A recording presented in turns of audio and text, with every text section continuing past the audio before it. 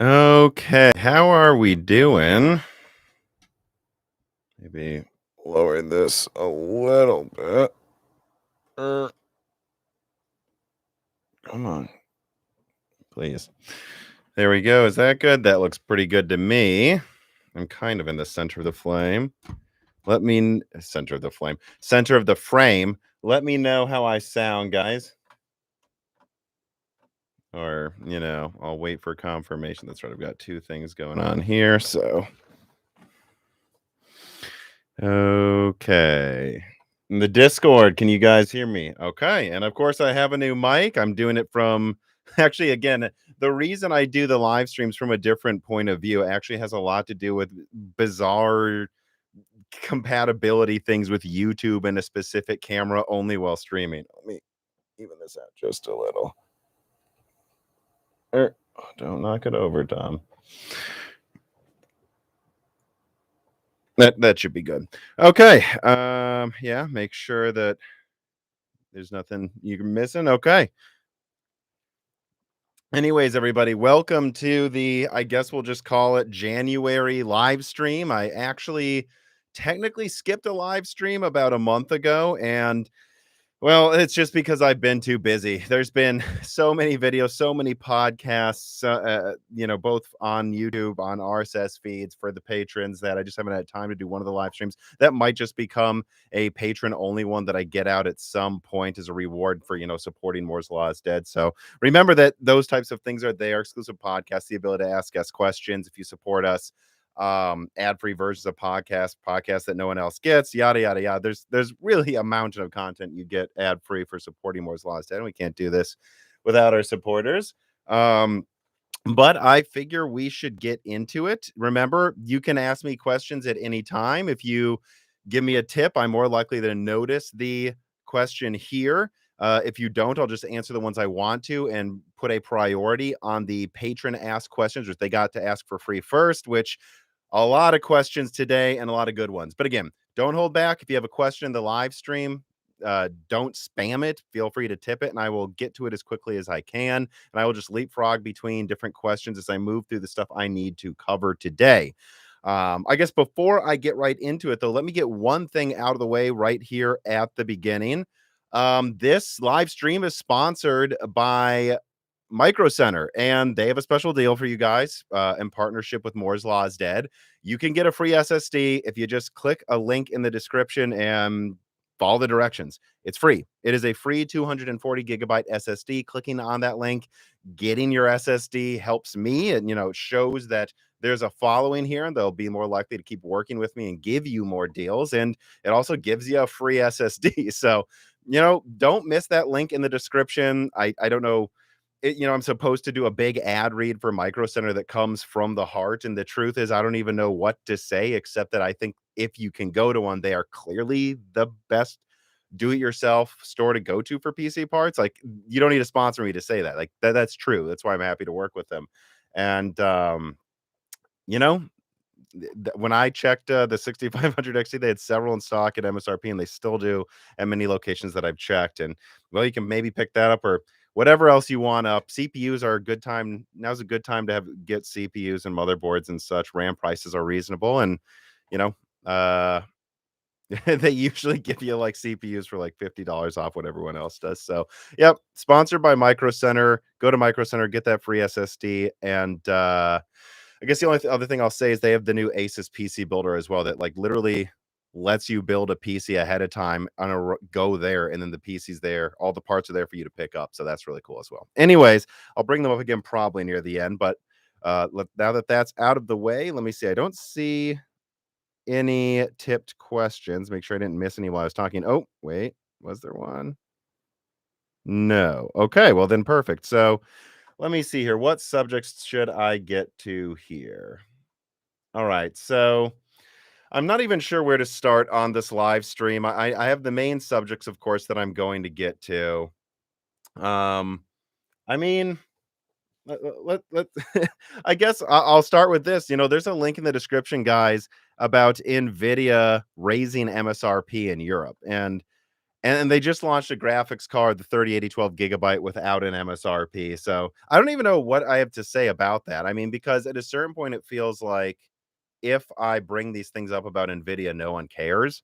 So I don't know. I mean, that's actually, I would almost say raising MSRP is almost them being honest, but releasing cards without an MSRP is just bad, But unfortunately, I think that might start to become the standard. Let me put a timestamp here because I'll get to that first. Yeah, let's get to the thing people probably want to hear the most about: the RX 6950 XT, 6850 XT, 6750 XT. I mean, there's just no way around it, guys. Hardware and Box cover the 3080 12 GB. I did. A couple channels did, but I'm gonna be honest, I expected the 3080 12 GB to get way more flack than it actually did. And the fact that it didn't, based on people I'm talking to, is a wake-up call to AMD and a few others that at the end of the day, what the community hates is if on review day, whatever number you said isn't exactly what they wanted, and that you're better off just not releasing cards with a price because it doesn't seem like people, again, I know Hardware Unboxed did. I know I did. I actually leaked it before it even came out, technically. Like, some people are critical of the 3080 12 GB, but the major tech channels, like the biggest ones, seem to have just given it a free pass. And so when I see things like the 6950 XT and the 6850 XT, I mean, the obvious thing is I think there's room here for AMD to just take the performance crown. I haven't really had a chance to test the 6500 XT that I got for MSRP yet, but I'm hearing from other people, and I expect to find this, that you can overclock it to about 3 gigahertz on 6 nanometer, that the 18 gigabit per second memory actually overclocks way higher, so that you might be able to get to, I mean, I don't know what equivalent gigabit, but I think some people are hitting above 20 gigabit on this new Samsung memory, which is crazy. And so if AMD really push things, especially with overclocking involved, I think the 6950 XT may be the obviously strongest card. And I can't help but wonder if the delay on the 3090 Ti is Nvidia realizing that they can't make a lot of them. They're not reliable because they use too much energy, and AMD may take the performance crown anyways. And on that note, by the way, I know I'm all over the place in the beginning here. Forgive me. But based on what I've heard, don't expect the 3090 Ti anytime soon. And it's not going to have volume. It's literally exists in the ether only so Nvidia can claim they are not weaker than what AMD is about to announce. So look, that's exciting. I think, and again, I can't confirm yet that the 6950 XT is on 6 nanometer. I'm not actually sure that it is, but even with that memory overclock, that you'll be able to overclock even further, I think it's pretty obvious AMD may just have a winner here. Like, they might actually take the crown by a couple percentage points. So that's exciting, to be clear. But the bad news is I honestly think AMD may launch these cards without an MSRP. Now, I don't have that on good authority, but I know that I'll confirm that it's being thrown around at AMD that they think giving MSRPs to their cards is coming off as a mistake when Nvidia isn't punished for it, and they are. So that's what I'm gonna say is I think Nvidia is gonna have a very hard time competing with an RDNA 2 refresh because AMD just has more room to push these cards, especially if they use 6 nanometer for some of the cards. But at the same time, I think it's also gonna have to be an excuse to raise prices. And that's a major point I brought up with my 6500 XT analysis videos, is it's not that it's good, certainly not compared to where we wish we were in the market right now. But I can't help but get the feeling that if you're telling someone to avoid something, it's because something better is going to come along. And I'm not convinced something is. So it's a depressing way to start this video, but I'm just being honest, and man, have I gotten, actually, I haven't gotten that much crap for my takes recently. Actually, not that you can see it. The upvote ratios are about normal. Yo-yoed all over the place when the videos first dropped, but they're stabilizing. I think most of you get what I'm saying. But the unfortunate fact is that I think most consumers are still not. I'm a smaller channel, let's be honest. So I don't know, that's unfortunate, and I think that the president set with a no MSRP on graphics cards is a bad one. There'd be plenty of people that would argue it's just admitting there isn't a real price, but I don't know. I happen to think that MSRP can be there for a reason, especially if we just accept that it's going to be maybe higher than you want because of inflation and stuff, but and the increased cost of components, but that at the end of the day, it doesn't seem like consumers think of it that way. And if consumers don't think of it that way, consumers are always right, and consumers are then right about us not having MSRPs, which is what AMD may do. So that's probably the biggest bombshell that I have um in the start of this loose ends. And again, I know there might be headlines about it because I don't take this to mean that AMD is definitely going to remove MSRP on these cards, but they're considering it now after this launch, is all I can confirm. And you shouldn't be surprised if, yeah, just don't be surprised with whatever happens next. And hopefully that's not what happens with Lovelace and RDNA 3, but I'm just not sure anymore. So on that happy note starting, uh, yeah. Oh, and it's interesting. I have a patron in the Moore's Law is Dead Discord asking, are they actually making a 6950 XT? My understanding is yes. So I didn't say that until I had someone give me some feedback on that, but my understanding is yes. All right, let me get to some of these questions here in the live chat. I have more to say, of course, with the other things in the title, the 3050 and the ARC launches, but I don't want to miss these questions. Oh, come on, YouTube. Pay it. There we go. Kieran writes in, hey, buddy, love your content. Are you expecting the top two cards of RDNA 4 to utilize MCM? When do you think Nvidia will accomplish MCM? All right, let me put a timestamp here for that question. Um, and remember, I see that we have a lot of viewers this month, which doesn't surprise me. I haven't done this for a while. 800 of you watching, 800 likes, hopefully, right? Please give us a like. So this more people see this and it's recommended to more people. But anyways, your question, Kieran, thank you for the tip. I believe that's in Australian dollars. G'day, mate. Anyways, though, the top two cards of RDNA 4 expected to utilize MCM. Yes, absolutely. And I think the top two cards of RDNA 3 will as well. What I will say is I wouldn't place bets yet on how much of the RDNA 3 and therefore 4 lineup use MCM, because it does raise the 4 in pricing. I mean, yeah, look, and AMD wants to make higher margins when they can with their CPUs. That's one of the main reasons you haven't seen a lot of low-end Ryzen CPUs from the latest generations recently. But there's other reasons as well. And that's that it's kind of hard for them to use chiplets to make a CPU with decent margins below 150, and so that is going to apply to GPUs as well. My suspicion is that they will still have half of the lineup be monolithic for RDNA 3, and that the top card, of course, will be the best they can make, followed by a slightly cut down double version of, whatever that chip is, or if there's more than two chips, whatever. And then below that, I wouldn't be surprised if the top of the mid range is still monolithic, just because that's cheaper. And frankly, 5 nanometer yields are better than 7 nanometer. The reason you use MCM, as it turns out, and I think a lot of people thought this, right? Because, I mean, how long were we stuck on 28 nanometer? And then we went to 16 nanometer. And I think at that time, everyone's still in the back of their heads because of how burned we were by 28 and even 22 nanometer, that yields are an issue on new nodes. That chiplets were there so you could combine different yields. And that's definitely true. But as it turns out, yields are actually, if you spend hundreds of billions of dollars like TSMC does, better on a lot of the newer nodes. Maybe not 3 nanometer from what I'm hearing, but 5 nanometer seems to already be yielding better than 7 nanometer. So in many ways, MCM is just about getting more performance at the end of the day in one given space and making it so that the very top end, that you can make more of them, because it's not as hard to get golden samples when you combine them. It's more about pushing performance, not necessarily cost, especially not in the low end. So yeah, I definitely expect here in the top two RDNA 4 cards to be MCM, and same with RDNA 3 at this point. But I wouldn't take that to mean every card in the lineup will, and I wouldn't be surprised if half of them didn't.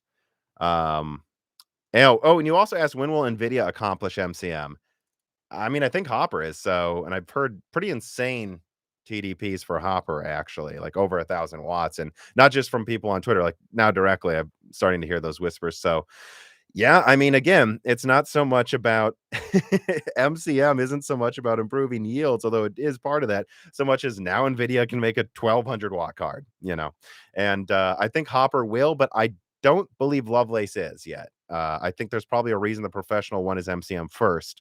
And I guess, in a gaming form, expect Nvidia to be on MCM within a year and a half after Lovelace's launch. I would assume so, but I guess I'm not 100% sure. And there's definitely benefits to monolithic designs still. So it just depends. Like, if TSMC's yields get so good and Nvidia can still make 800 millimeter square dies, I could understand why they would still gravitate towards monolithic for the overwhelming majority of their lineup, if not the entire one. I just think that it's going to be hard for them to compete with the very top of AMD. Okay, let me scroll down then. I know there's another tipped question. Okay, so yeah, let's move on to this then. I guess since we have this tipped question here, um, I don't know how much more I have to say about this, but I see we have a 6500 XT question. I'm going to be honest, I'm kind of getting tired of talking about this card. I776 writes in and he says, the 6500 XT is just a weird card. Best case scenario, it rivals a 1660 GDDR5. It can get worse than a 1050 Ti, and the PCB looks cheap. Well, it is cheap, but costs are up, right? But I mean, it is a weird card, and I was able to get a couple for MSRP. I'm only going to use one because I don't need more than one of that ridiculous card, but I plan to do an interesting review of it. I want to do a review where I approach it from two different angles. One as an AMD fanboy that makes it look the best, and one from a AMD hater or Nvidia fanboy that tries to make it look as bad as possible. I want there to be two halves to the review, because I suspect if I do the right tweaking and overclocking, like, again, I'm hearing this can hit 3 gigahertz after you overclock it, not at stock, after you overclock it, and the memory can be overclocked possibly by like 30%. If that's true, I bet I can overclock it, get a few settings just perfect in some games, and get it to perform way better than people expect. But then I'm also bet I could just do another review where all I do is focus on its weaknesses. And the truth of the matter is that I think you should have to talk about both, because that's a proper review of this bizarre graphics card. You should focus on it in the best light, which is better than I think it's being portrayed, and in the worst light, which is really just all of the caveats before you buy it. You know, the one thing I will say that I do resent is it can get worse than a 1050 Ti. Right. Well, go to TechSpot's review of the 6500 XT, and it matches a 1660 Super and Hitman 3. Okay, so what? So now am I supposed I'm gonna tell you, I'll promise you one thing. You're never getting a 1050 Ti to perform like a 1660 Super in any game. So I know it can perform close to a 1050 Ti in insane scenarios, but I bet I can also get it to beat a 1660 in insane scenarios. The truth is both. It is a weird card. At its best, it actually looks decent. At its worst, it looks horrible. But to say it's a 1050 Ti is ridiculous. Again, even in one of the harshest reviews, the one from TechSpot and Hardware Unboxed, on average, it ties a 1650 in PCIe 3.0, a card that, at least in America, is selling for over 350 used. I mean, new most of the time, usually around 320 used. So I think it's ridiculous to compare it to a 1050 Ti, unless you're going to let me compare it to a 1660 Ti, because I can make it as strong as a 1660 Ti if you let me cherry pick. I will. But I would say we should look at the averages, not cherry picking. All right. That's really all I have to say about it, pretty much. Let me see here. Scroll down. Let's see, where's a terrible Australian accent? Yeah, it wasn't my best, man. Wasn't my best. That's why I laughed, because I realized how dumb I sounded. Elite Destroyer 00 writes in, do you know more or less when Intel Arc will come out? Will the Arc launch also be a paper launch with fake MSRP? What should we expect? Well, thanks for the tip. That was one of the subjects in the title. Let me write that down. Arc launch. So let's just hammer all these bad boys out, and then I have like dozens of Patreon questions to get to eventually, and really good ones too. So I don't want to miss them. But Elite Destroyer asks, what should you expect from the Arc launch? It's not launching this month. Well, yeah, certainly not this month. It's not launching quarter 1. I mean, it's really a quarter 2 launch, and I caught some flack for saying I don't think it's a real quarter 1 card, even if, frankly, guys, they wanted to launch it last year if they could, but they just couldn't. They actually wanted it to be out as the first 6 nanometer products, but AMD somehow has launched one before them, which is just funny to me. Anyways, though, look, Arc's going to launch in quarter 2. I talked to a few people the past couple of days about it for some updates. It's launching quarter 2. Does that mean it's launching? What did that be? April, May? Is it launching in June? I don't think so. I think it's going to launch April, May. but and I think they'll probably paper launch something in March on laptop, but that's it, right? And how many is the overall volume going to be? Well, I mean, I can't promise, exactly when everything will land, but they're making a decent amount of cards. And I would just stray away from making any firm bets on exactly where the volume's gonna land at a specific date because I know they're making a lot of them. Are they all coming week 1? Probably not, because 'cause they're gonna try to rush anything out they can right away. They're probably gonna be rushing out cards for a review before they're even done with the first production run because they know they're behind. So I wouldn't read too much into that. Having said that, it should be about a standard GPU launch, I think, once it launches or once the release date happens, like a standard launch. And then after that, you know, I'll do a video once I'm confident, and exactly where the volume's going to, like, land over time. But for now, that's what I would say. And, again, it's gonna be a weird launch, though. I can't say anything yet because it's just I can't. I don't wanna get anyone in trouble, but the way they're rolling out these cards is very atypical. Don't expect don't expect the way they roll out their models to look like how AMD and Nvidia has. And there are some things I could say now where you'd go, "What? That's when that one's coming out?" And it's like, "Yep, it's weird. It's gonna be weird." And I'm just gonna leave it at that. Um, Dan Daniil044 writes in, "Man, love your content and even the details you get sometimes." Well, hopefully both, not even. What I am curious about is, did you hear anything about AMD desktop APUs with RDNA 2? Um, not really. I would assume I know they're gonna bring some stuff, of course, to AM5, and it sounds like they're gonna move some more stuff to AM4 eventually. Like, I think there's some decent indications they might, like, bring Renoir or like a discount Renoir to AM4. I'm not sure though, and I frankly almost kind of think it's too late to launch Renoir on AM4, especially because it only supports PCIe 3.0 and your low end card only has 4.0. So I don't think they should, frankly.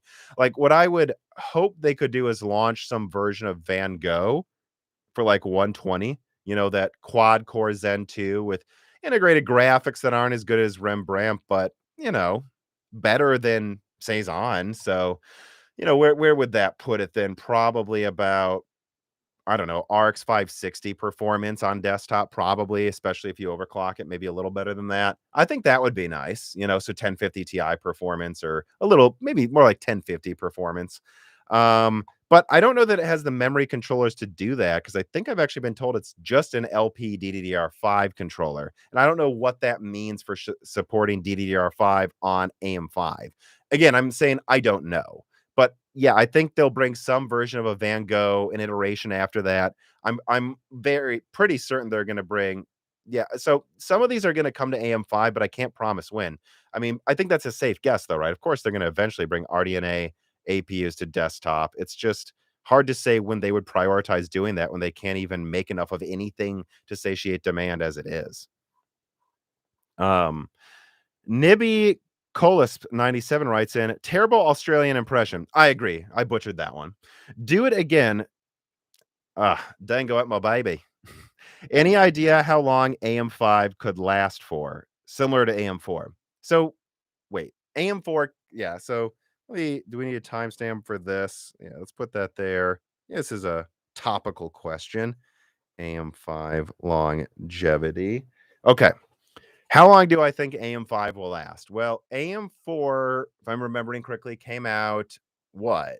Mid or early 2017, right? So it's now 2022. They're gonna launch a new CPU, just one Zen 3D for now, but it is a new type of CPU on AM4 in spring, so by June.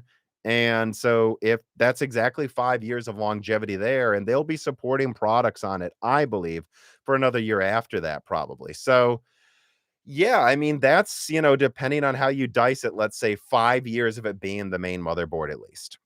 I think AM4 is probably going to be closer to 4 years. What did you have? Zen 1, Zen Plus, Zen 3, and then a Zen 3D. So 4 generations, kind of, maybe 4.5, depending on how you think about it. I would expect you're gonna get a Zen 4 on AM5, a Zen 5 on AM5, and a Zen 5 Plus. I'd be a little surprised if there's a Zen 6, and I'm gonna be honest, unless it literally costs them nothing, and maybe it won't, so who's to say, but I think AM4 may have been used a little too long almost. Again, I'm not saying it's too long. I'm not telling them not to do it, but the amount of issues they went into, like having different types of BIOSes to download if you want to support a different CPU gen. This motherboard generation is lasting an unprecedented length. Besides maybe AM3 Plus, and even then, it only lasted a long time because they only have pile driver. So, you know, I don't know. I think that it would be understandable if they did 3 generations instead of 3.5 or 4. I would expect 4 years of this being the main motherboard out of AMD, at least 3, but I wouldn't bet on it being 5 anymore. So, that's what I would say. Is that similar to AM4? I think so. Let me see here. Burr, burr, burr. Alessio M says, "What's the gray card on your right?" Um, I mean, what does it look like, dude? I'm not gonna say what it is, but what do you think? Let me scroll down. Like I'm literally not gonna confirm what it is, but have I already though? I don't know. Anyways, Mike Sullivan writes in, any word on when the next version of FSR will be coming? If so, any idea on the improvements AMD is targeting? Well, RSR is a big deal.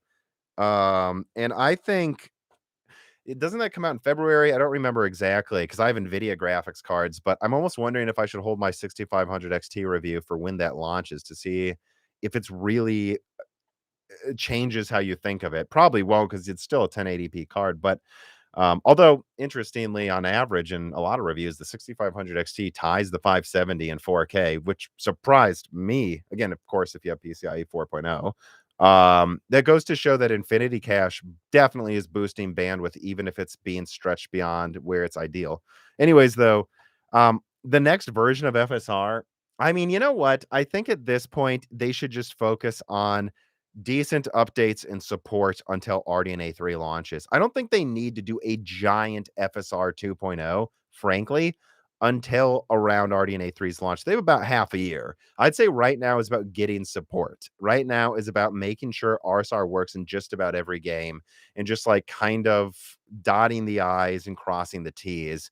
I believe FSR will be a big deal for RDNA 3, that it's going to be a major selling point and upgraded version for it, just like XE super sampling is for ARC. But I don't know that I don't have an exact date on when it's coming out. And I think right now it's about actually getting it supported because, in my opinion, and me and Dan have talked about this on Recent Broken Silicons, its support leaves a bit to be desired. I thought it would be better supported by now. I'm going to be honest, but it isn't. And yeah, I guess I'll say this too, if you're surprised that like PS5 games aren't using FSR more often, there may be something being worked on that as some big update on the consoles. Like I know they can support FSR right now, and there are a couple games that do technically, but it sounds like it may be a core pillar of like some of the new versions of the consoles. We'll have to see though. That's a whisper I've heard. Um, which yeah, I don't know. I guess let's just go. Well, I'll save it for when someone else asks a question about consoles. Komaya writes in 6500 XT, the card we can't stop talking about. He says, performance aside, do you think that it will still do its job impacting the used market? Uh, Even at 300, used price averages should drop. If it was an Nvidia card, definitely. But AMD just clearly doesn't give the mind share Nvidia does. People are just so much harsher on them. So it's hard for me to say. But I will say that my gut answer is that yes, that the fact that it's bad at editing, bad at creator tasks and bad at mining. So what? It's bad at mining. Creators don't want this card. It really is just for desperate low-end gaming. And the fact that it's only for one use case, I feel like will kind of put a ceiling on its price. I just don't see this holding $400. I know. You go to eBay, someone's listing the 6500 XT for 400. That doesn't mean a lot of people are buying it. If I go list a 6500 XT for $10,000, does that now mean it's $10,000 on the scalpers market? No, it doesn't. And if I go to, let me check right now. I checked earlier today. Let's see. Newegg RX 6500 XT. Come on. There we go. Yeah, at least as of now, there's a $270 brand new 6500 XT. That's more than I would pay for it, but that means no one in the US should be going to eBay for a scalped 6500 XT. There's a new one for $270 on Newegg right now. So I think that has to have an effect on the scalper market. That has to do something to used cards. Is it going to stop people from selling a 1080 Ti for over 500? No, of course not. But that does at least probably put a ceiling on used RX 560, 1050 Ti prices, because they should always cost less. All right, let me see here. Melodic Armor, thank you for the tip. Juniper Burton, I just bought a 1080 Ti with water block for $360. You lucked out, man. I play at 1440p. How many more years do you think I could get out of it? Well, I mean, look, I'm trying to think if I've had like one card die from old age that wasn't just like, something I did wrong or like the cooler breaking and then something else giving out. So, how long do you think I think it could get out of it? I think you could get years out of it, assuming it's not a bad one. That's the thing because you never know for sure, especially with a card that's 5 years old. But I mean, how many more years could you get? You use the word could? 10, 20, I don't know. What do I have here? I have a GTX 583 gigabyte. That's right, a GTX 580, the rare or expensive 3 gigabyte model. And I've tested this recently, and I plan to still test it occasionally as a reminder of where we were over a decade ago. Still, typically games 1080p 60 low in most things. I guess that was 2 years ago, though. It probably doesn't do 1080p very well anymore, actually. But it still works a decade later. Yours could last that long. Just be careful with the liquid cooling there. Nathan L, what do you estimate the odds are of next-gen Nvidia and AMD GPU supporting PCIe 5.0? What about Intel Arc? Alder Lake must have it for a reason. Well, I'll put this down here. PCIe 5.0 and Arc. What are we at here? 3245. So, Nathan, if you watch my Arc leaks, I've already confirmed Arc is PCIe 4.0. There you go. At least as of now, that's what every sample has been, and that's what I'm told it is. So, Arc is 4.0, and that's definitely enough. And I believe RDNA 3 is 5.0. I'm not 100% sure, but I'm like pretty close to that sure. And that leaves Lovelace. So Arc isn't. DG3 will be 5.0. DG2 is 4.0. RDNA 3 is 5.0. Will Lovelace be 5.0? I think so. So I think Arc won't be, and the next gen will be, and I don't know how much more I have to say about that. Pay attention to my leaks. Most questions about Arc I've answered. I leaked the performance in 6 nanometer on Arc in 2020. All right. Gooby Fish writes in, when will DDR5 reach good latencies, and when will it actually be a better deal than DDR4? How will mainstream memory capacity change in the next years? I think if you think about I think over the next few years, 8 gigabytes of DDR4 is going to be like the old 4 gigabytes, say 6 years ago. So when is that, to put things in perspective? Would that even be 6 years ago? Maybe 8 years ago. Yeah, like if you think about the early GCN and Kepler days, 4 gigabytes of RAM actually could work, but it was just barely cutting it. 8 gigabytes was more than enough, and 16 was overkill. So I think over the next few years, 8 gigabytes is going to be like the old 4 gigabytes back in those glory days, which is to say 8 gigabytes is enough if you have a graphics card with at least 4 gigabytes of VRAM. You're probably going to have to turn down settings, but it's enough. 16 gigabytes is pretty much going to be the de facto standard, though. I don't see games requiring more than 16 gigabytes, probably this entire console generation. It's just not going to happen, especially when you can. Yeah, I mean, like, how many people have more than that? That's the default. The consoles have 16 gigabytes. So if you have an 8 gigabyte graphics card, a 16 gigabyte of DDR4 or DDR5, that's 24 gigabytes. There will be plenty of times where you benefit with 32 gigabytes over 16, unlike before, but it's not going to be necessary, I don't think, for the entire console generation. So I just wouldn't say much about changing capacity. I think more capacities for multitasking and creator tasks. And when will DDR5 reach good latencies? Oh, within a year. I think it's, it is what it is right now. Honestly, DDR5 is more impressive to me right now than DDR4 was at its launch. When DDR4 launched, it was it was horrible. It was like it was slower than DDR3. It was like 2133 megahertz DDR4 with Sandy Bridge E, if I remember correctly, is what that launched. Was it Sandy Bridge E? Or am I thinking of Haswell E? Am I thinking of Haswell E? I don't remember. I think it was Sandy Bridge E was the one with, was it? I don't remember. I think it was Haswell E. Haswell E was the one that first had DDR4. Hopefully I'm not getting that wrong. Yeah, Haswell E. It was Haswell E, I think. And, yeah, there was 2400 megahertz and a little bit above that, but a lot of the sticks were 133 megahertz and way worse latencies. So I would just say DDR5 is more impressive than DDR4 was when it first came out. And just remember that DDR5 is going to be the standard probably, even if they announce DDR6 for the next 5-6 years, guys. So if you get a DDR5 system, I think one of the benefits isn't just hoping it gives you more performance, because most of the time, of course, it won't. It's that you just have the standard. Like if you got 16 gigabytes now, 4 years from now, you can probably upgrade to 64 gigabytes for less money, and you don't need to change motherboards. But, you know, it's also like you don't really need it. Let's be honest. Melodic Armor writes in, is it safe to say that Navi 22 gets a refresh on desktop? Also, do you notice that at CES, laptop manufacturers barely mention Ampere refresh as laptops? No, I didn't really pay that much attention to that. What I'll say, Melodic Armor, is I've already covered the 6950 XT. My understanding is that link in the description from Video Cards that I think was summarizing stuff from Greymon on Twitter. My understanding is that's probably correct. 6950 XT. I believe there was a 6850 XT.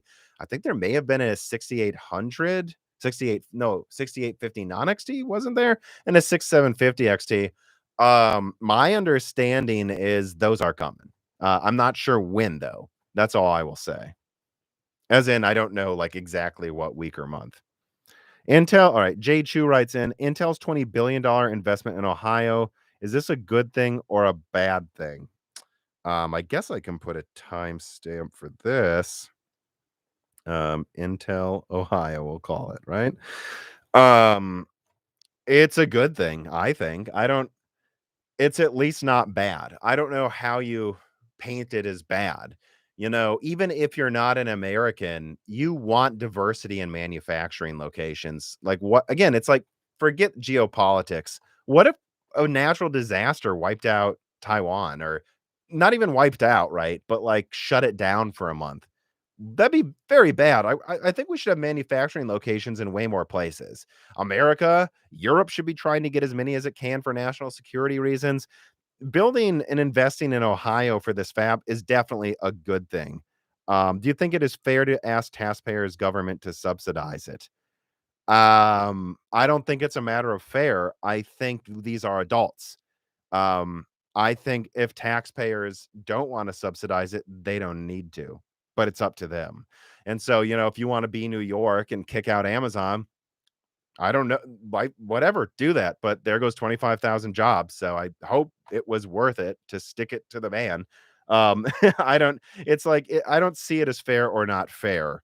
I just think maybe sometimes cities need to realize they have more negotiating room with these major companies than they think. You don't have to give them everything, right? But it might incentivize you to give them a little something to bring jobs to a community.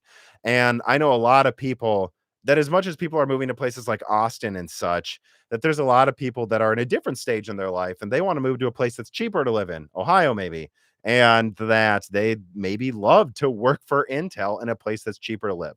So I just see it as a win-win that it's being built there. We don't need everything to be made in the exact same locations.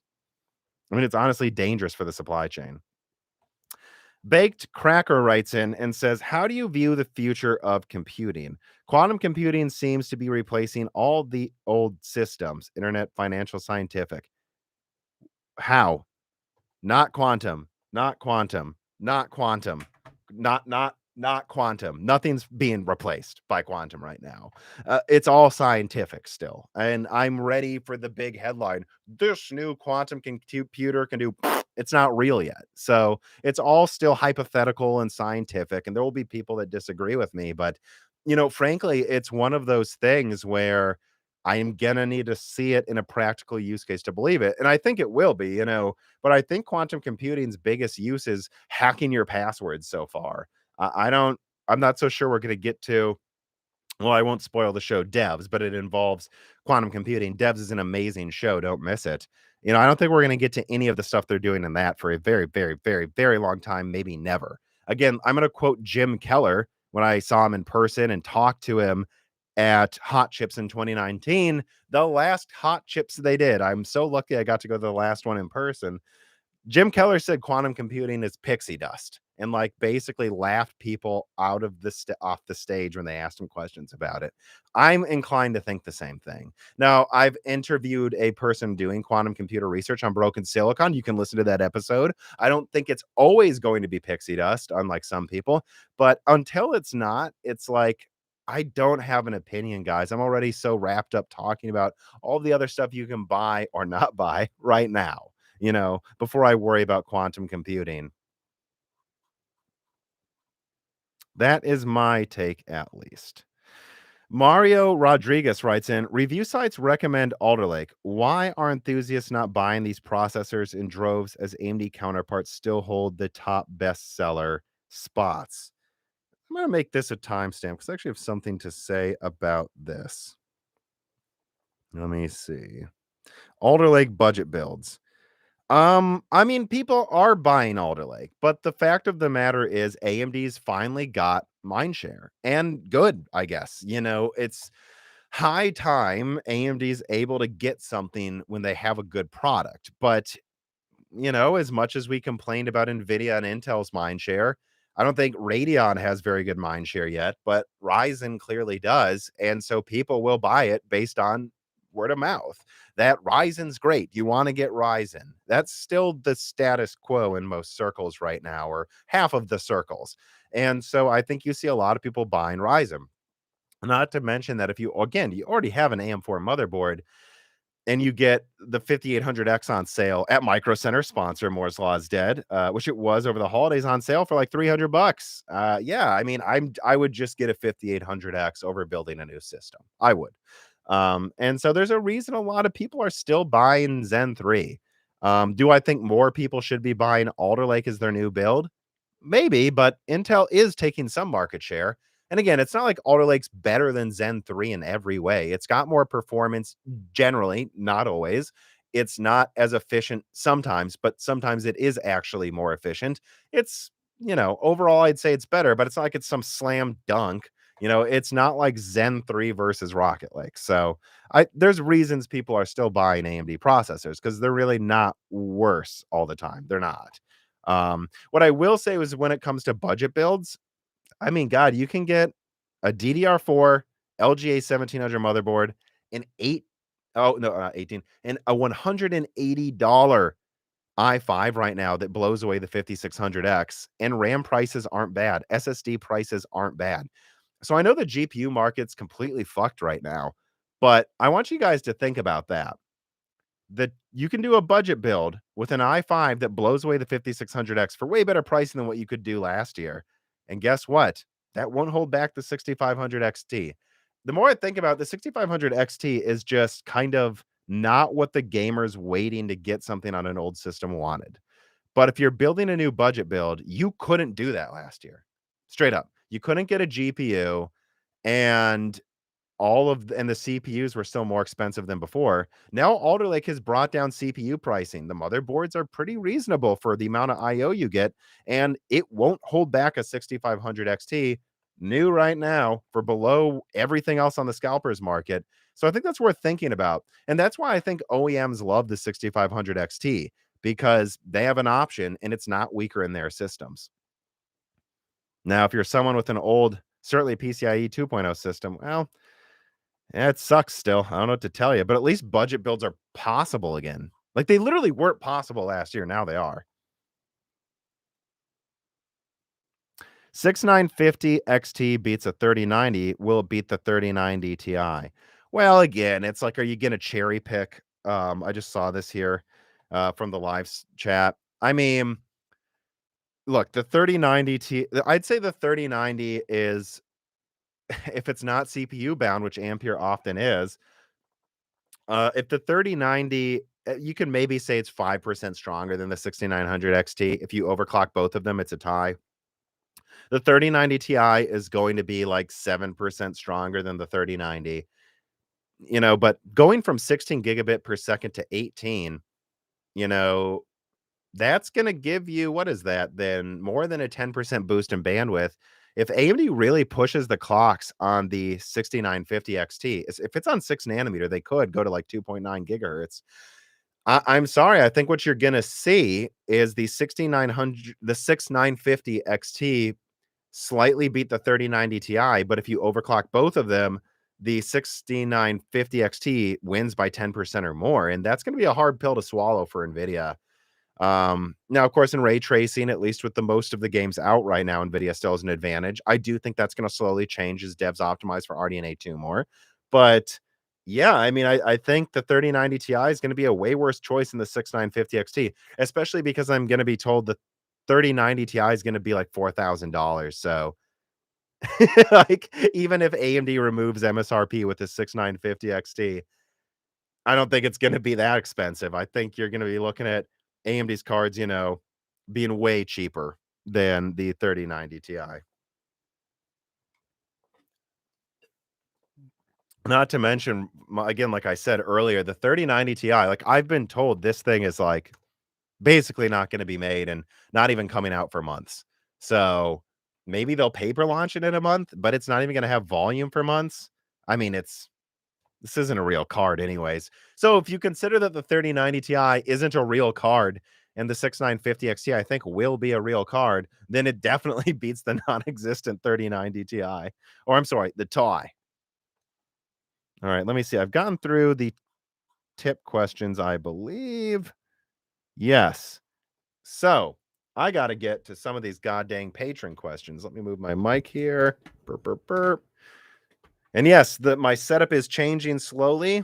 I do intend to have some upgrades to the studio soon. So yeah, let me just put this over here. Put this over here in the live thingy. Burp, burp, burp. Let's see. All right, let me see what we got here. And I will be watching for more tipped questions, of course. Let me see. Yeah, okay. Let me Okay. Oh, right. Oh, no, wait, that's the wrong thread. My bad, people. I was looking at the thread for the loose ends coming, the die shrink coming up, which we have a very fun die shrink coming up for patrons, looking at what a gamer only card could be, because I think the 6500 XT is a good idea, just executed poorly. I think moving forward, there should probably always be a low end card that's bad at mining and not the best at editing, so gamers don't have to compete with people who are willing to spend more money. But anyways, let me get to some of these questions for you guys here. Remember to hit the like button. Let's see. Let's see. Root Knight says, not a reader mail per se, but I bet that if the 3058 gigabyte ends up below $500 on the street, that I'm going up a tier. I assume you mean you're not getting it then? I'm not sure what that means, Root Knight. Simon Moon writes in, hey, Tom and Dan, off-topic question. Yeah, unfortunately, Dan is not here for this episode.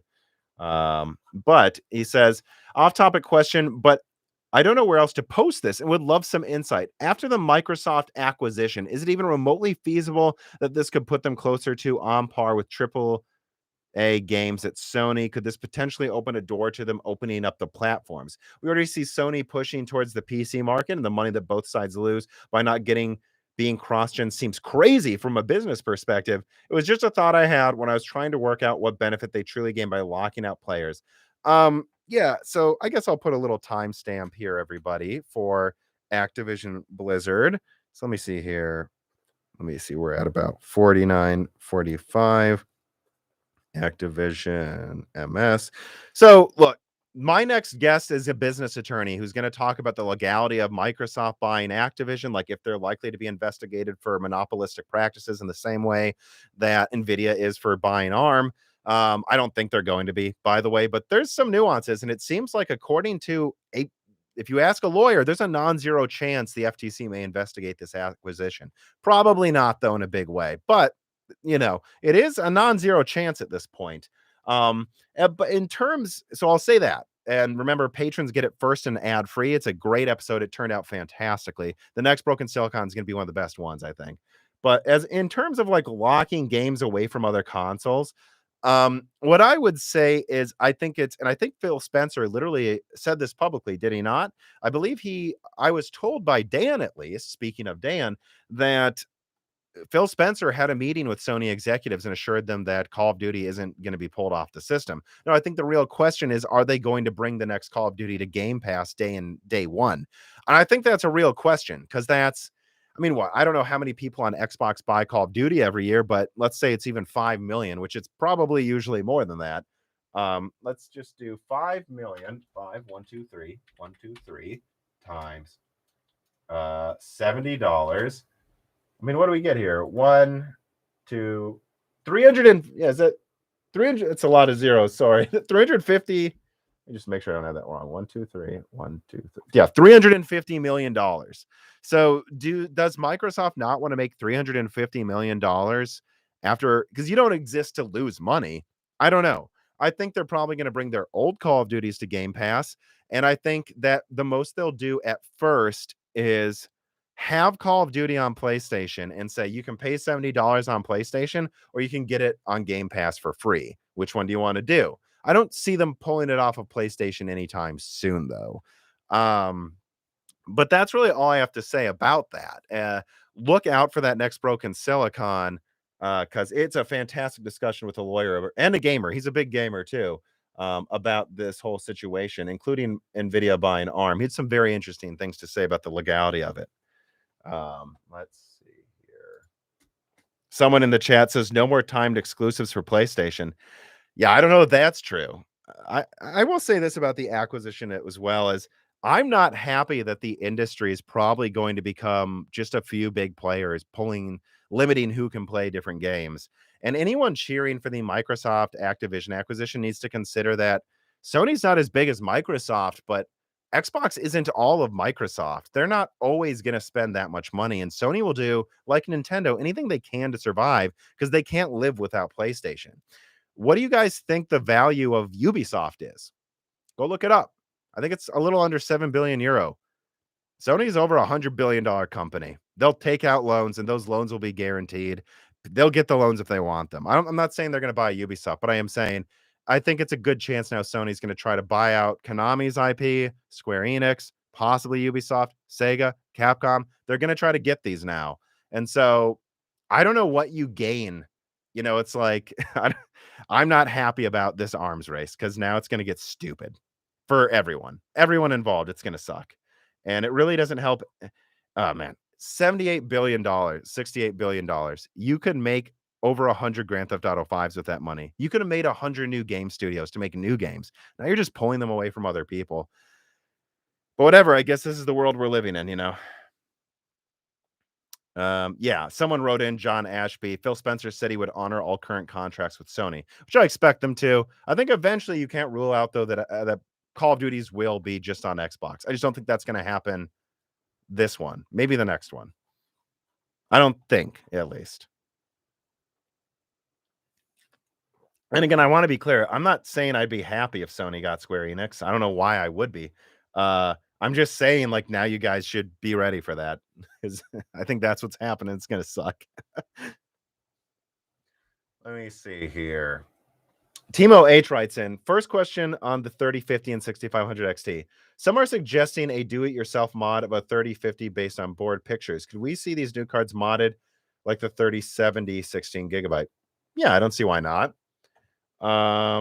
Let's see. Second question of release dates. DG2 is now estimated to come in Q2 of 2022, but is there any new info on when the RDNA 2 refresh could come? I already answered that question. The answer is obviously somewhat soon, but I don't have a date yet for the RDNA 2 refresh. Um,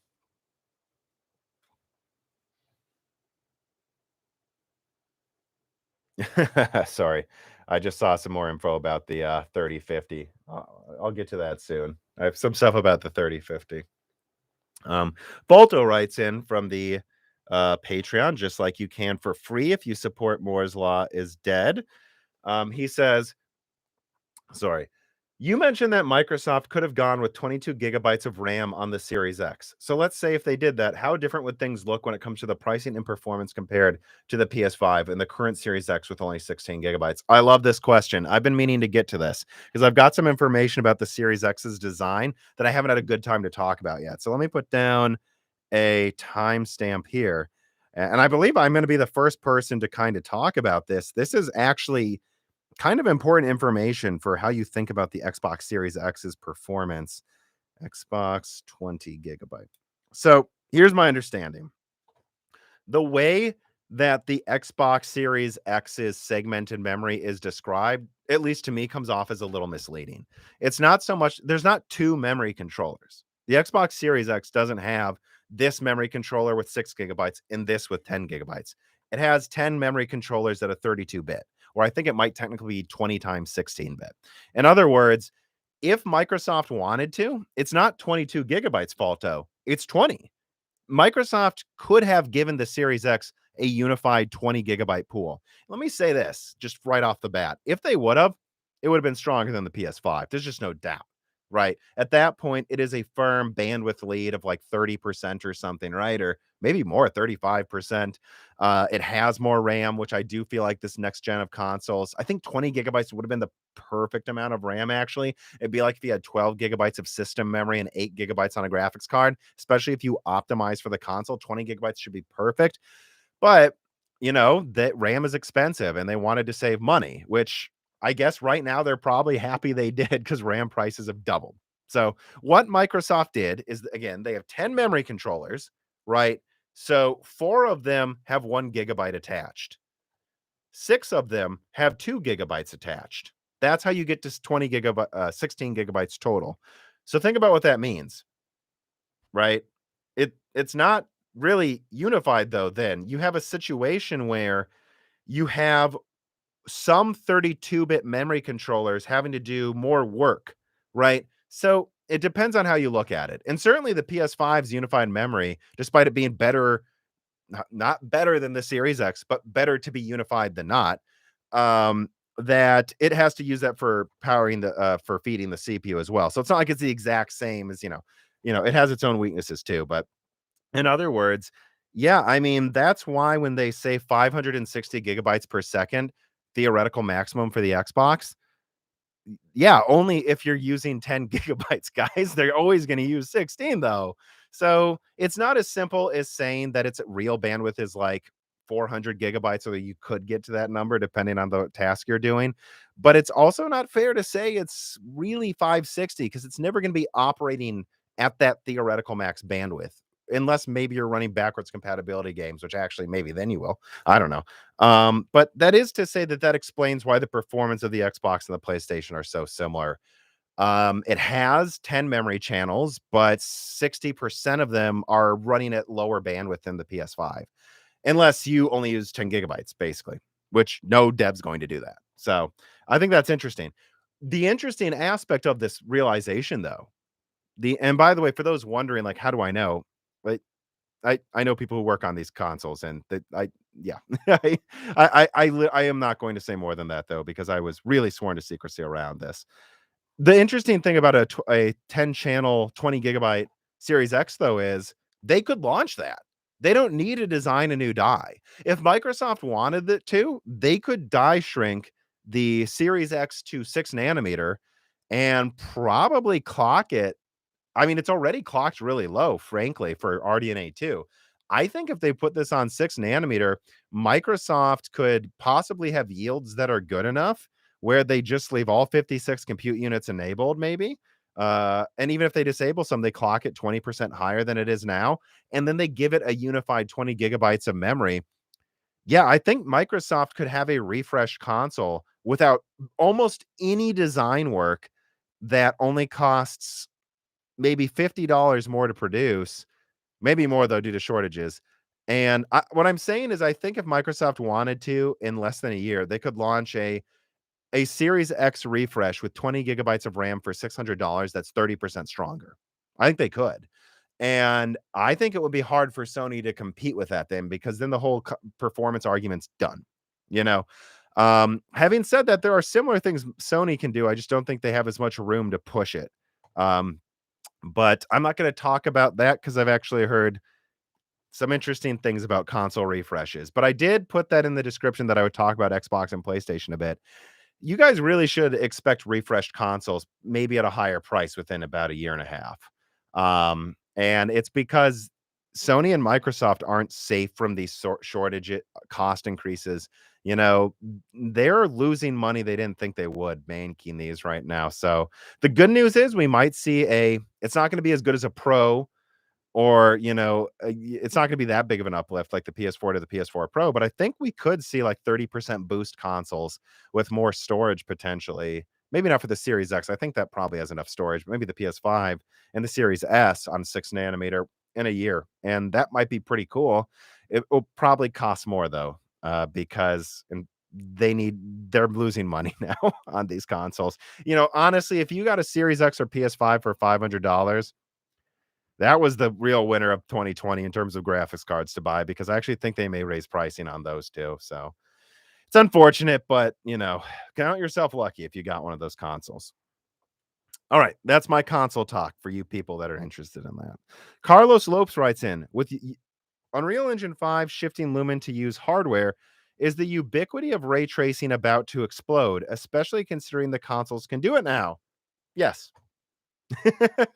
I don't think it's going to be this. Yeah, it's hard to say though, because Metro Exodus requires ray tracing. I think you're going to see some more of that in games that don't use it too heavily. And yeah, I think more and more games are going to use it for an extra effect. But just keep in mind that Hitman 3 has really good lighting and reflections and mirrors without any ray tracing. So you don't need ray tracing to do literally anything we're doing with ray tracing. But I think ray tracing is going to make better looking shadows for less of a cost to resources. And I think that's really where it's going to shine. I think you're going to see a lot of um ray traced shadows moving forward because it just seems like the common sense thing to do. Um Let's see here. No more tips there. Remember to like, guys, or like this. There are over 1,000 people. I think this is the most popular live stream we've done in months, which is a great sign for the channel. Like it. Double check that you're subscribed too, guys. It unsubscribes you sometimes. Let me get to some more of these patron reader mails. Falto writes in, on one of the die shrinks you mentioned you don't want to play Final Fantasy VII, the old edition, because it's old and doesn't have voice acting. Well, then you could play the remake. I have. The Final Fantasy VII remake's pretty good. It's just, I don't know. I don't know when I'm going to get to it. I have so many games in my backlog. Let me see here. Infinite Valence writes in, what is the word on drivers for DG2? It sounds like this launch will live or die based on day one support. It also sounds like Intel is taking this seriously. But have you had any confirmation from within Intel? Has there been any discussion of NVEC or QuickSync 2 translation layers like Apple's Rosetta? Yeah, all I can say about DG2's drivers is Intel is taking it seriously, and they understand it has to be ready at launch. I do think a serious reason for why ARC is out in quarter 2 instead of quarter 1 is because they just want the drivers perfect. And at the end of the day, it just gives them more time to stockpile cards for a big launch. So they might as well wait until the drivers are perfect. I just don't think they're launching cards with driver issues, at least not catastrophic ones. So that's what I will say. All right, let me see here. Will you ever do content with Steve at Gamers Nexus? Yeah, tell him to come on the show. All right, let me see. Let me see here. Yeah, let me put a timestamp. We're going to start talking about DG2 a bit more, I think. DG2 drivers. And then what else is here? Performance. So, Kenahoon25 writes in for free from the Patreon. How do you feel about the leaked benchmarked marks from Tom Apasak of Intel's top card? The benchmark put it around a 3070 Ti, which you predicted. I didn't predict it. I knew it was going to perform like that because I actually have sources at Intel. I remember you and Dan talking about the most gamers want around a 3070 level of performance. Well, I don't know what gamers would say, but I personally think that the 3070, the 6700 XT, and a little bit above that, that's kind of the sweet spot in being happy with your performance. As someone who owns a 3070 and tested the 6700 XT extensively, and Dan has the 6700 XT now, I can honestly say that that level of performance, I can play anything I want at good settings. Sometimes I need DLSS, but DLSS works really well in some games now. Sometimes I lower resolution scale to 80%, but resolution scale works really well now with TAA in a lot of games. So I would just say that, yeah, I think the 3070 is the sweet spot. And you bringing this up, Kenahoon 25. Yeah, I mean, I think if Intel can hit a decent price with enough RAM on it and it hits a 3070 Ti's performance, this is going to be a killer card. Now he says, do you think they will try to up production of their top card to gain mindshare with the enthusiast market and lower production of their middle card since most gamers would rather buy a 3060? No, not really, because they're making two dies, right? They're making one die that's probably going to be about a 3070 Ti, and the cut down one will probably be about a 3060-ish Ti, like stronger than a 3060 with 12 gigabytes. I think those are actually perfectly targeted. For me, the 3060 was just too weak. For me, I didn't like it, honestly. It was to the point where I was like, ah, honestly, there's not that much more I can do with this than my 2060 that I have. It is stronger, but I'm just saying it didn't feel like a new level of gaming, whereas the 3070 in some games was like 60% stronger than the 3060 if you really bob down the CUDA cores. So I think targeting above the 3060 with 12 gigabytes and about the 3070 Ti with 16 is perfect. They're going to make both of those. And then they're going to make a ton of the low end card. The low end card's probably going to be like a 6 gigabyte 6500 XT. That's probably what it's going to be at. Maybe slightly weaker, but with less weaknesses. Right? Right. The A380 6 gigabyte is probably going to have less worst case scenarios compared to Navi 24, but I'm not sure in cherry picking you'll beat it. But it'll probably be a more balanced card. And so I would ask you guys here in the live chat, I'm actually kind of curious. I know. I know that we're all more excited about a 16 gigabyte 3070 Ti for like $550, whatever they price it at. Who knows at this point because of inflation? I really don't know. Maybe, I don't know. But let's say that happens and it actually holds that price. Would you be more excited for that? Or if Intel was actually willing to like take a loss or like sell it close to cost and launched a A380, which is, let's say, an almost like a 1650 super 6 gigabyte for like $180. And it was actually 180 and sold in high volume. That's what you got to ask yourself, because RAM is so in demand right now. Should they use that RAM to make a bunch of 6 gigabyte cards or less 12 gigabyte cards? Half as many 12 gigabyte cards. I'm not sure. I think it's probably going to be a mix of both, but it all depends on what they want to sell each tier for. And if they made the cheap card cheap enough, I just can't help but think that unlike the 6500 XT, the A380 will be an excellent creator card with 6 gigabytes and low end gaming card. That almost excites me more, but it's hard to say. That's what I would say you should think about, Kenahum. All right, we have a tipped question here. Let us see what we have. We have a question from Ricardo. All right, he says, because of shortages and the slow drip of next gen titles, I don't know that it's a slow drip, guys. Hey, I mean, Resident Evil 8, Hitman 3, Returnal. Spider-Man games, Ratchet and Clank, a new Halo, Forza, uh, Horizon, God of War, a new God of War is coming. Great, like I guess those a lot of those aren't games you can play on a PC yet, although some of them are. But so yeah, I don't think there's a slow drip of games. I think the people saying there's no games to play. All right, compared to what year? I don't know. There's a new Halo that's actually good. I don't know, guys. But anyways, do you expect another 7-year console generation lifespan? Huh. How long do I think this console gen will last? At this point, I'm just gonna say I think it's gonna last as long as last gen. I can't help but think that anything over 6 years is silly, but at the same time, I think the level of performance the Series X and PS5 give you are more than what most people care about.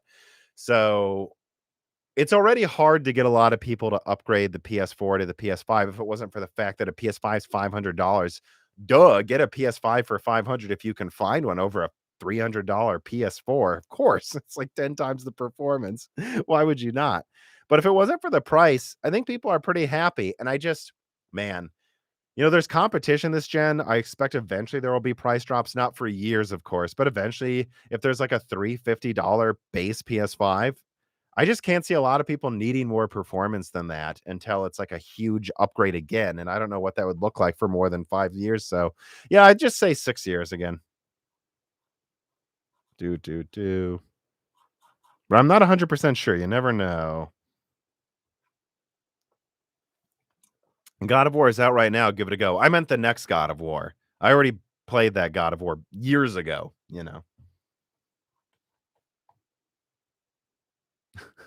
Do you think Bitcoin mining will ever disappear? Well, it doesn't matter. Ethereum mining is what the graphics cards are used for.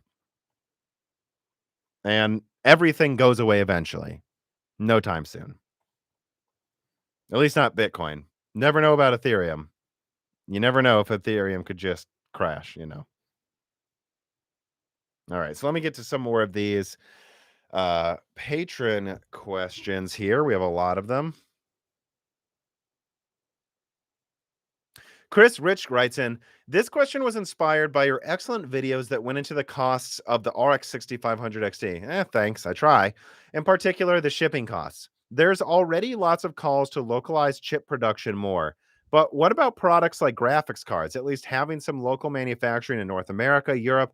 Are you seeing any interest from OEMs in doing such a thing? Do you think companies like Nvidia, AMD, and Intel might encourage OEMs to do this? After all, companies like profits, but they also hate uncertainty. While they might be enjoying the higher profits from the current seller's market, I very much doubt that they are enjoying the unpredictable costs and supply chain issues. To set up more location production would require a lot of setup costs that can hurt economies of scale, and to fully benefit, they need to be able to get parts locally as well. All that makes it many years, though, I think, at the very least. Yeah, I mean, I think you're going to see a lot more localization from the likes of people like Intel who can afford to do it. I think you're going to see TSMC, Global Foundries, Samsung try to move around a bit more. But in terms of here's the problem with localizing graphics cards. All right. So let's say you localize production of some Intel processors. It's very easy to understand. You already have the fans here that you box with the processors, or you don't even box a fan with some Intel processors. You already have the heat spreaders are easy to get here to make here economically. It's easy to localize production of i9s, frankly. But graphics cards, there's these coolers and PCBs. The problem is if you produce some graphics cards here, you're probably going to end up shipping them to China anyways to get assembled. So it's not as simple. I think there's going to be a lot more localization of a lot of parts. I think GPUs are trickier than other products just because of the nature of the beast of how many things go into making them. And I think that you're going to see attempts at localization, but for GPUs, it's going to take a long time. I don't think it's happening next year that you get the 6500 XT American edition. I don't think that's happening around the corner. All right. Is the 3090 Ti going to matter at all? Are reviewers even going to get one or use it in their CPU benchmarking? The $1,500 I paid for my 3090 is seeming to seem like a good move, which is ridiculous. Hey, look, man, if you have the money, and if you have the money and you got a 3090 for 1,500, there's worse deals you could have gotten. I still would go. I don't know that a $1,500 3090 is even better than the current $900 6700 XT. It's like 50% stronger than that card, and you still paid over 50% more for a card that uses 50% more energy. That's how bad of a deal the 3090 was. But it's certainly better than a $1,700 6900 XT now. So, well, kind of actually. I don't know if I think that. I don't really like the 3090, but again, do I think the 3090 Ti is going to matter? Not to gamers, but I think they're definitely going to want benchmarking websites to use them. Let's see, my missing any tipped questions. All right, I have a tipped question here. Do you think Intel's dedicated graphics cards will support SR-IOV like their iGPUs? Let me look that up. Spelled that wrong. Single root IO virtualization. Oh. Oh, I mean, possibly, yeah. I guess I haven't studied this enough to give you a firm answer, and I don't wanna, like, talk out of my ass, but yeah, maybe. Honestly, that's one of those things that it's hard for me to answer that one at the drop of a hat when I haven't done a bunch of research into it. Clean Sweep writes in from the Patreon. He says, "You mentioned that AMD is giving up on the sub $300 market thanks to the reaction of the 6500 XT." Well, that's not necessarily what I said. I've been talking to my supporters in the Discord. It's not so much that I'm sure AMD is giving up on the sub $300 market so much as I think they're giving up on being honest about pricing, and that they're probably going to take a page out of Nvidia's book. I'm not 100% sure they will yet, but it's sounding likely. Anyways, though, continuing his question, do you think that AMD actually understands why people don't like it? And how much of the bad reaction to the product could be down to how AMD presented it, including the information necessary to put the card into context? I feel like you're the only channel that's doing a good job of adding context to products like a 6500 XT. But at a certain point, it should be on the GPU designer and manufacturer to tell the public reviewers this is the only way we can reach this price point in the current market. Well, they did in an interview. I believe Lisa Su literally said that, you know. So I think that half of the response is AMD's fault, that obviously the buck stops at them and that they need to think about how things are going to be perceived. And there are things they could have done better for sure. Like, let me put this down actually as a timestamp because I did forget to talk about this in the last video. I cut it out because the video is already 23 minutes long. And it's like, I'm not going to, you know, AMD better launch, better. So here's what I think about what AMD should have done with the 6500 XT. I think that at the end of the day, they should have predicted that whether you blame people's understanding or not, people aren't going to like the card. Fair or not, they're not. They should have known that ahead of time. I think that what AMD should have done is massively reduce the production of Navi 21. If they care about market share, which again, if they care about margins, I know Navi 21's the most profitable graphics card they've ever made. It's not as profitable as Nvidia's pricing, but it's the most profitable graphics card they've ever made. Is the 6800, the 6900 XT by far most profitable graphics card they've ever made. But I think now they're waking up to the fact that market share matters and that they had a chance here to take it when they traded blows in the top with Nvidia. And a- again, I think people oversimplify what AMD's options were, but I think they had options and they realize that now, and they're still not quite playing to their strengths.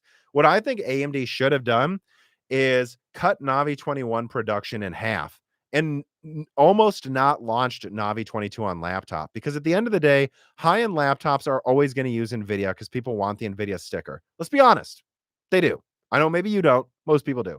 So I think what AMD should have done is heavily reduce Navi 21 and use the extra wafer capacity to make way more Navi 22, not for laptop because they're not going to buy it on there, but for desktop. Way, way, way more Navi 22s because I think that the 3070s level of performance is about where you become happy. They should have just pumped out as many Navi 22s as they could. They should have, and then they should have taken Navi 23 and maybe only made it on desktop. honest or again, heavily reduced the production on laptop. And they should have focused less on Navi 21 and just tried to pump as many Navi 22 and 23s into the market to hold MSRP on those cards as they could. That's what I think they should have done. And I think, unfortunately, Navi 24 should have been only laptop because it's just received horribly, except for cut down cards. I think they should have had a cut down ones for desktop for like 180. That was like a, or 150. That's like a, 6300 non XT, just a 6300 for like 150, just because they have some yields to get rid of. I think AMD should have focused Navi 24 almost exclusively to laptop and made more Navi 23 and 22 for desktop in less 21. That would have been the Galaxy brain move, in my opinion. Now, how much of this is coulda, shoulda, woulda? I don't know. But I think that's the solution. I don't, clean sweep, when you ask me, which is where this came from, should have AMD have presented the card better? I don't think there's a way they're going to present it where the market accepts what they're saying. So clearly people don't get it yet that pricing is up. Shipping is 6 times what it used to be. That's now like a third of the 6500 XT's cost is shipping. And the RAM makes up like another fourth of the cost. If it wasn't for RAM and shipping, it would have been a $150 card or less, but it isn't. And no one's ever going to accept that. It's going to take several launches of cards being more expensive than people want for people to get it through their heads. And so I think they just shouldn't have really bothered, but they shouldn't have done nothing because people want graphics cards. I think they should have just made more Navi 23 and 22 for desktop and less Navi 21. That's what I think. You know, who knows if that would really be the right decision, to think that AMD doesn't have finance people and brilliant minds sitting at a table trying to make the best decisions with the information they have. How much of this is, in hindsight's 2020? I don't know, but that's my answer to what AMD should have done better. That's my answer. Um, and again, I'll say this now because I guess I have to say it every time I talk about it. They couldn't add PCIe lanes to Navi 24. It was designed 2 years ago. It would have cost over $5 million to redesign it, delayed it coming out a year. It was always going to be the design it was. But what they could have done is kept it for laptop, which is what it's meant for. You don't just add PCIe lanes. This isn't Legos. Nori SS writes in, why do or should manufacturers insiders talk to you? What's the gain? Please don't take offense. I like what you do, especially when you talk about the manufacturing production side. I just don't get it. Keep up the good work. Half of the reason I just shouldn't say, but I mean, like, it's just, I think I'm good at building connections and maintaining them and not burning them. And I think a lot of my sources genuinely watch reviews and see people have a horrible take and then go, "Oh, damn it. Why does no one else get how this actually works?" Like people saying, "Why didn't AMD just add PCIe lanes?" You know how many sources were furious? Like, is that how they think this works? Like, how dumb and it is a little scary how many people seem to think, and I don't mean viewers. Why would anyone who just watches these reviews know that? But like, guys, you can't just add stuff like it's Lego pieces overnight. And I think a lot of my sources come to me because they see that I'm actually trying to tell the truth and not just dunking for easy clicks, or and if I learn something, I actually update my opinion. You know, that's, if I'm being painfully honest, where a lot of these sources come from. And I'm pretty sure I'm going to gain more from my 6500 XT videos because a lot of them reached out to me after that. So, and it's not AMD, so you'd be surprised who it is too. And let's see. Third per is time. Yeah. Again, thanks for the tip. Remember to hit the like button. Let me get to more of my mountain of patron questions. I like this question. Okay. Hello, Tom. Do you think the 3060 Ti is still in the market if you can get it on like an online bundle or at Micro Center if you're doing a full bid? We do reserve GPUs for first-time builders. Will this still be a better option than something like a top art card if its MSRP, if its real price, you mean to say, was closer to 500 or 600? Because right now, most of our stock for those full build requests are EVGA 3060 Tis that are $540 or something like a 3060 Ti KO that's like 590. Would this be in the eye of a general consumer who again is new to PC do-it-yourself a better choice than what Intel themselves are going to make? PS, sometimes I say Ti instead of Ti to build it your own salespeople, and it's funny to see the reaction. Godspeed. Well, I mean, I think it's going to come down to how much mindshare does Nvidia have versus Intel and graphics. 'Cause I think they have a lot more. I think if you put the 3060 Ti at the same price as what's it going to be called, probably the A750, so the 12 gigabyte 384 execution unit model. I don't know if they're similar performance in the same price. I think a lot of people are still going to choose Nvidia, even if Intel has more RAM. But if Intel undercuts them with the same performance and more RAM, I think a lot of people will choose the Intel cards. Again, assuming the drivers pan out. I think they will, but it's a lot of assumptions. Now, let me scroll down here. All right, let me see. Hey, Tom, if the 6500 XT was priced at $200, it is. Do you think it would have been the perfect price to performance ratio at the low end? Define perfect, no. At over 300 though, it's asinine to pick one up when a Series S is cheaper and comes with significantly more hardware. Hell, if it was in stock, I'd be nipping at the heels of a PS5 price. No, no. Yeah, I've seen a lot of people say they should just go get a Series S, which I don't disagree necessarily. But the Series S is a 4 teraflop console with 10 gigabytes of segmented memory. In the best scenarios, the 6500 XT is actually stronger than a Series S, you guys. I don't know how to tell you that. So that should put things in perspective. Right now, the 6700 XT is probably a little stronger than the Series X and PS5. In real world performance are pretty close. Depends on the resolution. But that's going for like $800 on Newegg. Okay, well, 6500 XT is stronger than the Series S for 200. That should tell you that if it's 200, its price performance is actually better than almost any other card on the market right now relative to the consoles. In fact, it's the only card comparable to the consoles. Just has a lot of weaknesses. Um, and I would say, should you just go pick again? You shouldn't pay $300 for a 6500 XT, and that is where I put my feet in the sand and say, no, don't do that, please. Please don't let the low end become 400. But what I would say is, think of what you can build right now. What has PCIe 4.0? Alder Lake. What has budget i5s? Alder Lake. Go get a $180 or even an i5 12600K for 300 or less. Go get a motherboard for like 180 with DDR4 support. You don't need DDR5 for Alder Lake. And go get, an SSD for like $60 or something, 16 gigabytes of RAM for another $60. I mean, you're looking at building a budget build for about $600. Nope, it's not as good as the PS5 or Series S. Of course it's not. But it's a lot better than the Series S. And you've got a CPU that blows the consoles out of the water, at least for now. We'll see if the IO controllers make that different in the future. But if you get the i5 12600K, it has 4 little cores. I think that'll do fine, no matter how we stream in assets with SSDs in the future. So, and by that, I mean, you have to remember that the PS5 has like a ton of IO controllers. The Xbox has some IO controllers. It's not really the equivalent of an 8 core if we end up using asset streaming a lot in games on PC, but I think the little cores on Alder Lake will make up for that. So, I think if you have a PCIe 3.0 system, a $300 6500 XT is a horrible decision. But I think that if you're building a new system, all of the new stuff supports PCIe 4.0, and you can get this for 200. At least you can build a PC now, and you couldn't last year, and it will be stronger than the Series S most of the time. There's probably some scenarios where I could make one of them win. Let's see here. Let me make sure I don't miss these tipped questions.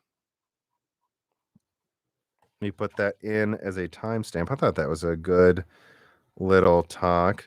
XSS versus 6500 XT. For such a low end card, it's funny how much people keep talking about it. The Hollow writes in and says, I managed to get an Asus laptop with an Intel i7, 4-core, 8-thread Tiger Lake, a 3080 80 watt, 4-core, 8-thread Tiger Lake. That's it? That's all you got with a 3070? That's weird they pair a 3070 with a quad core. Are you sure that's correct? Anyways, Open box new for $1,100. Was this a good purchase? I didn't need it, just wanted it. Yes.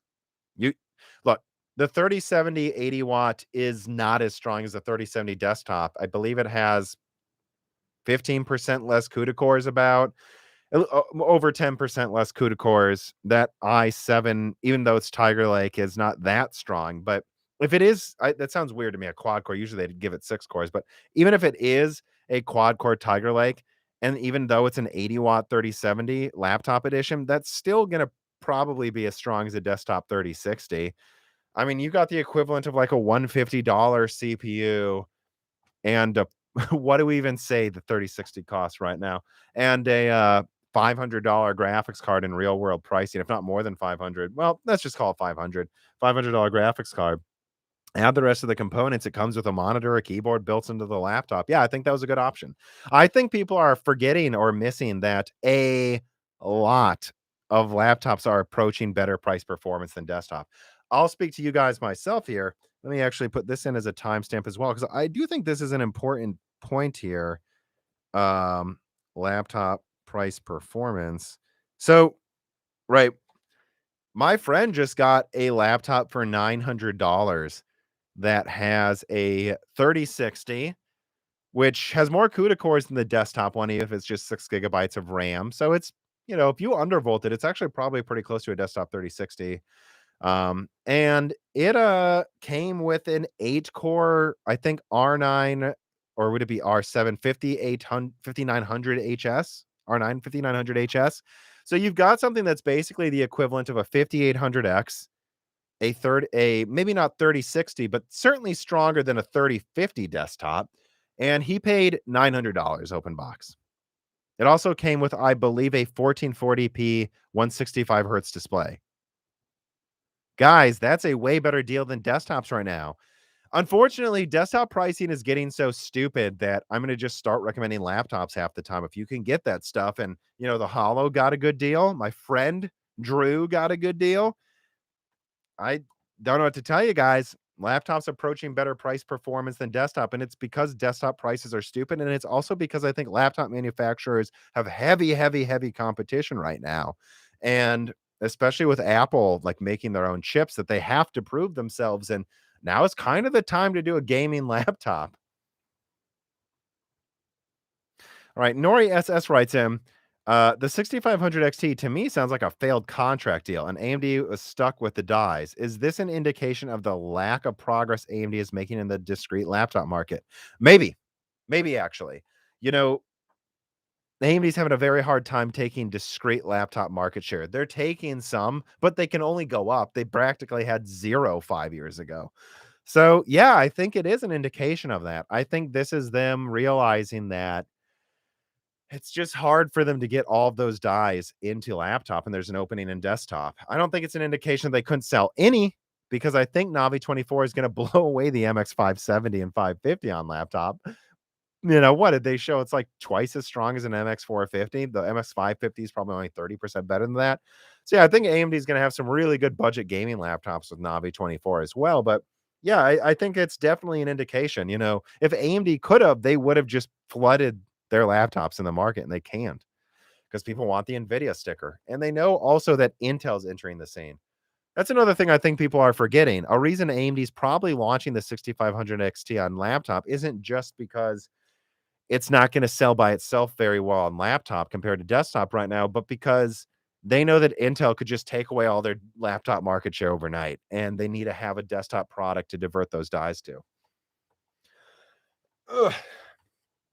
FNAME A name writes in and says, how do you feel about springing for a Zen 4 processor quickly, or waiting for a Zen 5 on the 3950X now? Well, that's the CPU I have. I have a 3950X.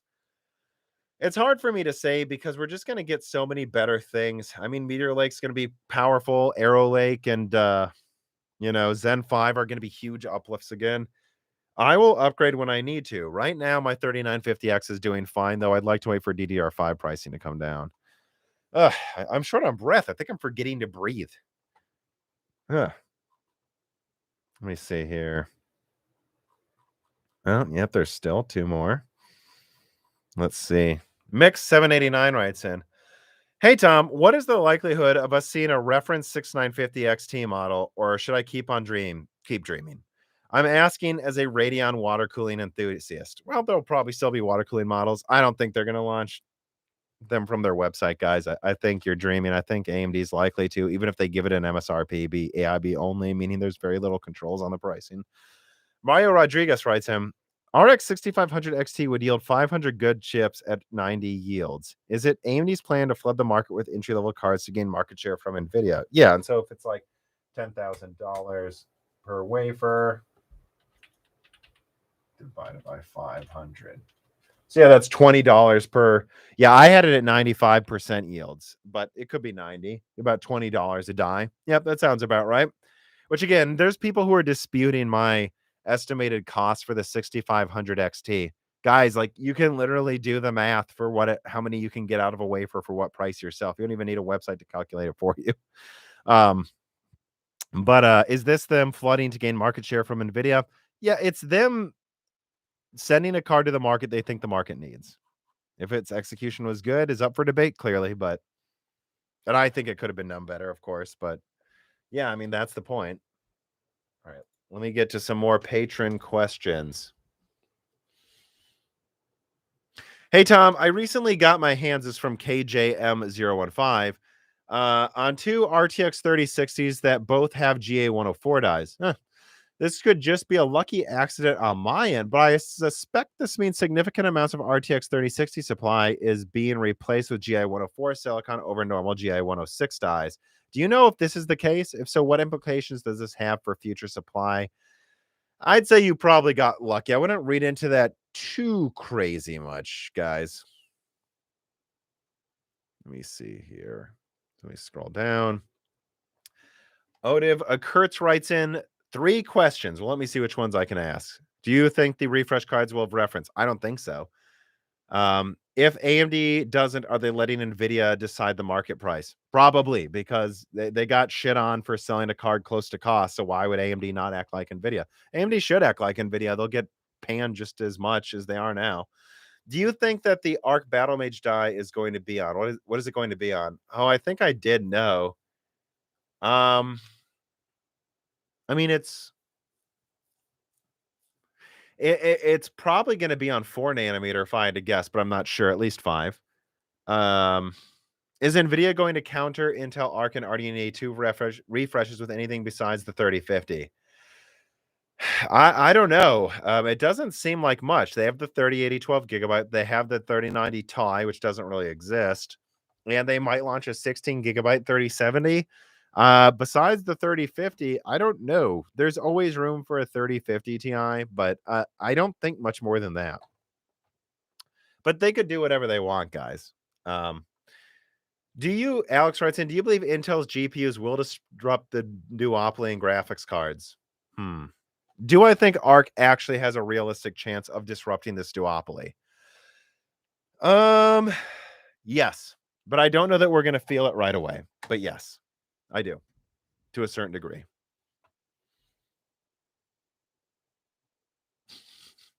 Sarcastro writes in, the launch of the Wet Noodle XT by AMD seems to be an attempt at the we need and we want anything discrete GPU market that currently exists. A grope by AMD for more mindshare or market share. Well, it's not getting them any good mindshare, that's for sure. Maybe market share before Alchemist arrives. I think that's true. It's reasonable to assume that the current market conditions won't settle until demand and supply curve can meet for that awkward first date after what will be a 3-year break from each other. Interesting reference there, romantic comedy like comparison. However, given that Intel will have some impact on the current conditions and the market share of Team Green and Team Red, are there any expectations for short-term impact by Intel into the market? Are there any expectations of impact on next-gen releases in the long term? Also, how was Tom Segura? I know you just saw him. Let me put a timestamp here. It's probably about time for another one, and I see a bunch of people asking me about this Arc short-term impact. So I think there might be a tiny impact on the discrete market, and I think there's going to be a pretty big impact on the laptop market midterm. But I don't think that you guys should expect Arc to launch and then just overnight everything's better, or overnight it feels much different. This is gonna take time. I think it's gonna affect the laptop market quicker, and I think you're already seeing this. Look how aggressive pricing is getting in laptops right now. There's a lot of competition. This is also because they're competing with Apple laptops who's designing their own chips. So I think, yeah, I think that in the laptop market, there's going to be a lot of impact over the next 6 months. But I think in the desktop market, it's still a little hard for me to say. How much are they really sending to desktop versus laptop on launch for ARC? That's a good question that we still don't know until launch day. Well, really until launch month, because you have to wait for the first supplies to show up after day one. So, do I think it's actually going to affect things? I do, but I don't think anyone should wait 1 week and say nothing changed. It's like, yeah, guys, things don't change in a week. And I'm not 100% sure how much impact there will be until the end of the year. Let me see here. Oh, and how is Tom Segura? Hilarious. We saw him at the Ryman Auditorium. Tom Segura's hilarious. One of my favorite comedians. Keep it high and tight. Guntis Pegless writes in, how many AIBs are working with Intel for ARC cards? Are they the usual suspects like Asus, MSI, and Gigabyte, or are there some AIBs we should not expect? Yep. It's the usual suspects. Yeah, it's not like EVGA is making any Intel cards. There's a few wild cards that I could see becoming Intel manufacturers. Like, was it Matrox or Matrox? They make a lot of Office PC cards. They're well due to refresh their low end for businesses. Intel has a lot of business partnerships. I wouldn't, like Vision Tech. Like that's the type of wild card I think people are sleeping on. Is I could see Vision Tech being a huge low end Intel manufacturer eventually. But I don't have any information they are. But otherwise, it's like, yeah, who do you think? Who do you think's making Intel cards? What you can guess which AIB is probably. Apple Ace writes in, do you have any more info on the Steam Deck SoC? Is it a custom chip, a failed Xbox laptop chip, or just cut down? I mean, I don't know. I'll put a timestamp here. Man, this is a successful stream. Over 1,000 people still. Make sure you hit the like button. Subscribe to Moore's Law is Dead. It unsubscribes you. Double check. Double check, or you're a bad person. You're not really a bad person. Or are you? Van Gogh and Steam Deck. So, yeah, I leaked Van Gogh before the Steam Deck came out, and now I think it has a secondary code name, Aerith, and I believe there's another one most people aren't saying that's another Van Gogh code name. I forgot which one it was though. But no, I mean, look, it was always kind of designed for like Chromebooks and Surface laptops, and it just never came out. This was supposed to be like a premium thin and light, a cheaper premium thin and light, right? So like for Asus ZenBooks, or Chromebooks. That's what the Van Gogh was designed for. And a quad core Zen 2, which remember Zen 2's die efficiency is actually as good or better than Zen 3. So if you don't need more performance than a quad core Zen 2, it actually makes sense to still use a unified Zen 2 instead of Zen 3, especially if it's a quad core, because then it's kind of a unified CCX in a way. It was balanced to be better than Tiger Lake for less money, better than quad core Tiger Lake for less money. And it was supposed to come out like late 2020. It never did. And Valve is buying it up, and it's probably going to get into some other products from what I've heard. But no, it's not some failed thing. It's not, we know what this is, and it's just Valve's using it first. I've heard there are some aspects of it people don't know about yet, but I can't say what. So I'm excited to see people test that things, even if I'm not so sure its level of performance is anything special in 2022. I think it would have been special in 2020. In 2022, if you're complaining about 6500 XT performance, eh, try something less than half that. That's what the Steam Deck's going to be. Efren Man writes in, funnily, right now the price difference for a brand new 6800 XT and 6900 XT is about the same as their launch MSRPs, yet it feels like nothing. What are your thoughts? Yeah, that's no surprise. They're within 10% performance. And if you let the market dictate the price, which is what's happening right now due to demand, they're probably going to be about 10% difference in pricing, which I kind of agree. Like, would I rather have a $1,300 6800 XT or a $1,500 6900 XT? Oh, at that point, I'm spending so much money. I'll just give me the 6900 XT so that I can have an EP. Honestly, it's like, would I rather have a $2,000 3080 or a 2500 3090? 3090. I'm already wasting so much money. It's stupid. I might as well have the biggest one. That's just me though. If you actually care about price performance, none of these cards should be considered even in the current demand. There's $800 6700 XTs.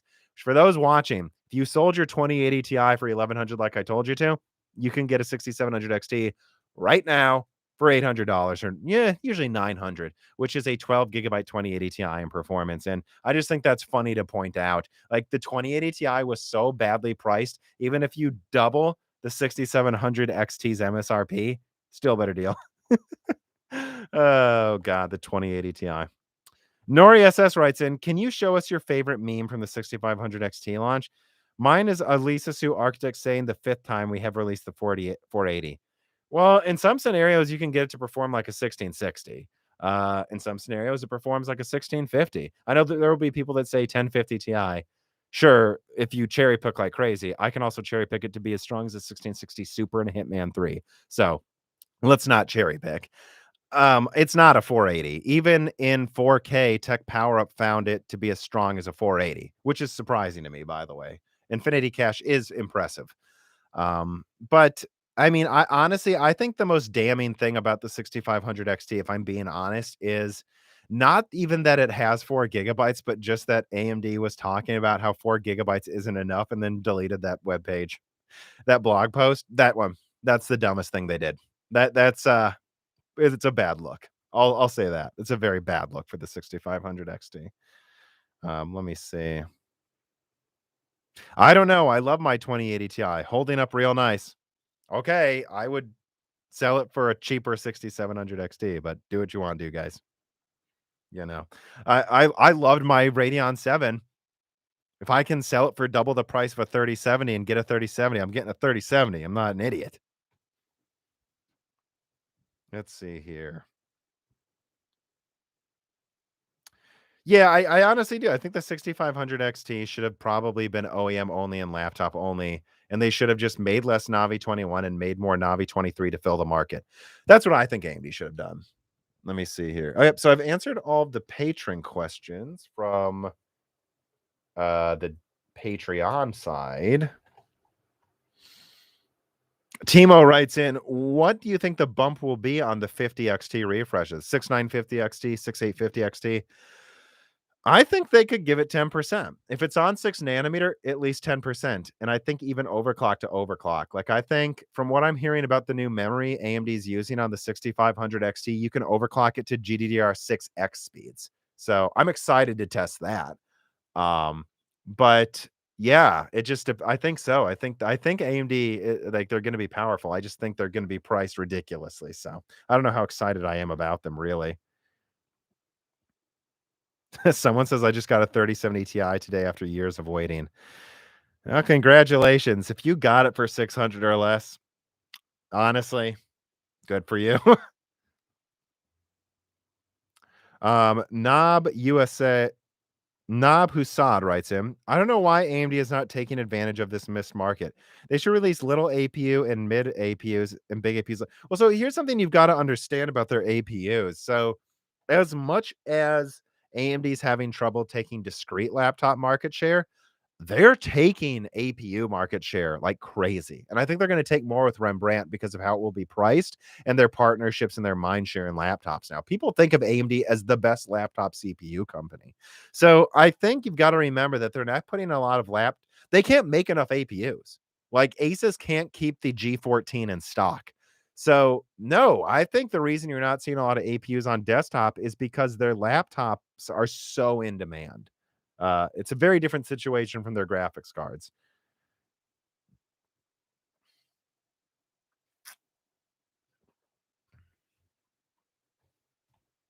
Let's see. Can I eat a whole large pizza in one sitting? Yeah, if I'm hungry, of course I can.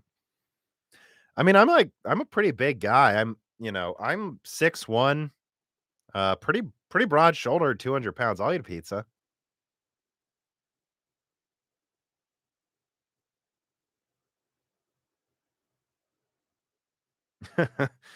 Yeah, I agree, Frank. The situation for graphics, it's like, yeah, I mean, look, I don't know what to tell you. Mid range is going to be 500, 1,000 is going to be the high end, and 1,500 is going to be enthusiast. As I covered since my 3060 Flutter, even before that video, I had AIB saying inflation is the nail in the coffin on pricing. Have you tested the A2000? That looks super efficient. No, I would if someone sent me one though, but I'm not going to buy it.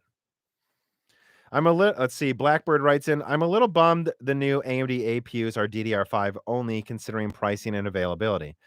Yeah, but they're not going to put the APUs on desktop, and Rembrandt is a premium laptop APU. I think it's fine. They're still going to be making Lucian and what is it? Isn't there like Barcello and a bunch of rebrands of Cezanne? They're going to keep making Cezanne refresh chips. They've got Monet coming, which will be their low end Zen 3 chip on 12 nanometer. They're going to have DDR4 options for laptop. It's just Rembrandt's a premium APU for the top of the line gaming laptops that don't use a boatload of energy, which is what AMD's cornered the market of in laptop. If you want a thin and light gaming laptop, AMD APU. Intel's going to be back to dominating the desktop replacements with Alder Lake for sure, but no, I think the reason you don't need to worry about Rembrandt having DDR5. Also, I got a dirty secret for you guys here. Um, I covered this. I don't remember which leak I did. I told you guys this. DDR5 costs. Let me put that there. So, guys, DDR5 for OEMs is 10 to 25% more expensive than DDR4. It's really not a lot. It's just the do-it-yourself market is being a little milked, and also there's supply issues with DDR5. It was massively underproduced and sent to OEMs.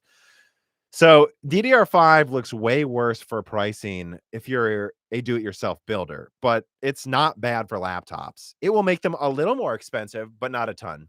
So I don't think you should worry about Rembrandt having DDR5. It'll be fine. You'll be in plenty of good laptops for a reasonable price, I think, for the level of performance. So don't be bummed, Blackbird, and thank you for the tip.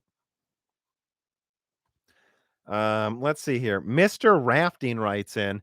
He says, I have a 3600X paired with a 6700 XT. My previous GPU was a 10 plus year old 550 Ti. I bet that was an upgrade. I remember the 550 Ti. That was weak when it came out, by the way. My question to you is, should I go for all AMD or all Intel for a low end laptop?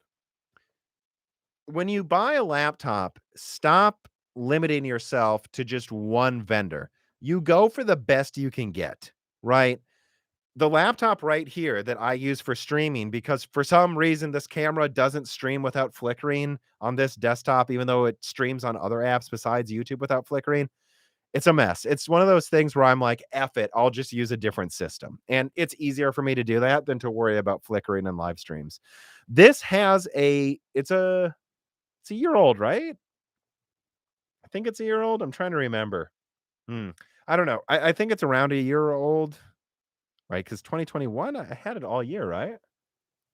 Yeah, I think it's over a year old now or something around there. A year and a half, maybe. I don't know. It has a Comet Lake. I'm trying. No, maybe it's not a year. I don't know. It's about a year old, let's say. It has a Comet Lake 6 core and a 2060. And I love the thing.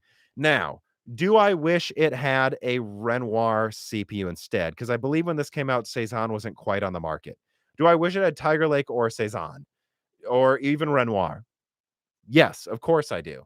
But I got actually an old company discount that still applies to me apparently from HP, and it's a 6 core that runs around 4 gigahertz, a 2060, a 4K OLED touchscreen, long battery life, 16 gigabytes of RAM, an Optane drive, and an SSD for 1400 over a year ago.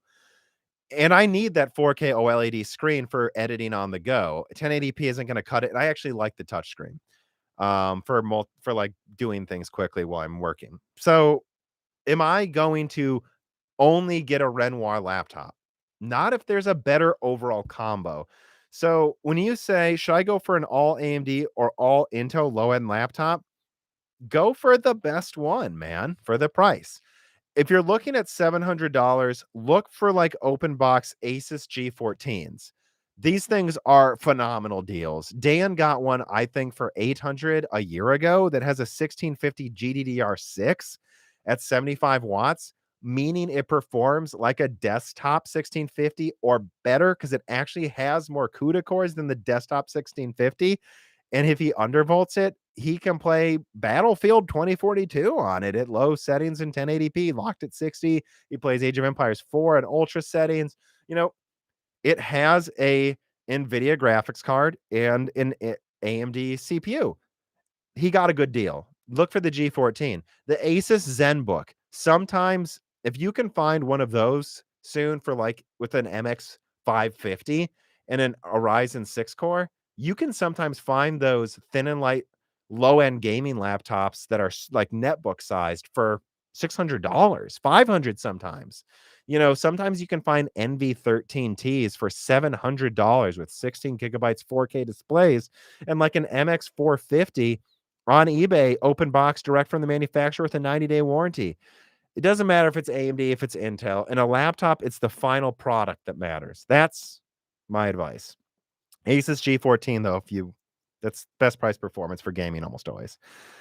Chris B writes in, I have a 1080 Ti. Should I sell it for $700 and use the profits towards something like a 3070 Ti or 6800 XT? Yes. Duh. If you have a 2080 Ti and you can get a 6700 XT or a 3080 for less money, probably not a 3080. Those are going for insane prices. But if you can find like a 3070 Ti for 800, sell the 2080 Ti for 1100 and get that 3070 Ti. Get that 6700 XT 12 gigabyte for like 800 bucks. Yes. Yes, you should sell this if you get the other card, but get the other card first. The same goes with the 6500 XT. Should I sell an RX 560 and get it?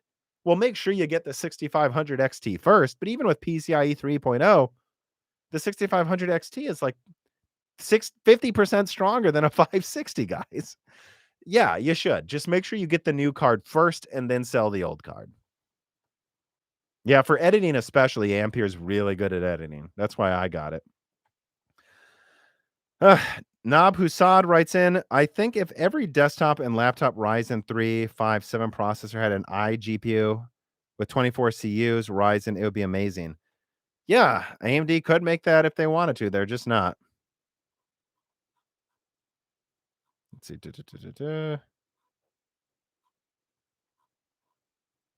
Billy Mays writes in, oh, taking a break from infomercials. Consoles always have great price performance when new. Not as always like now, but with GPU pricing now, I feel consoles will still be superior for years down the road. Yeah, I think so too. Even if Microsoft and Sony raise the price on their consoles, which guys, they might raise them to $600. I'm just giving you a heads up. Heard it here first. They might. Not promising, but they're considering it. It's still a better deal than, getting a 3060 Ti for the same price as an entire console. That's a whole console that's the same performance. So, yeah, I think so too. And remember, if they raise the price, it's probably because they made it a little stronger too to justify it.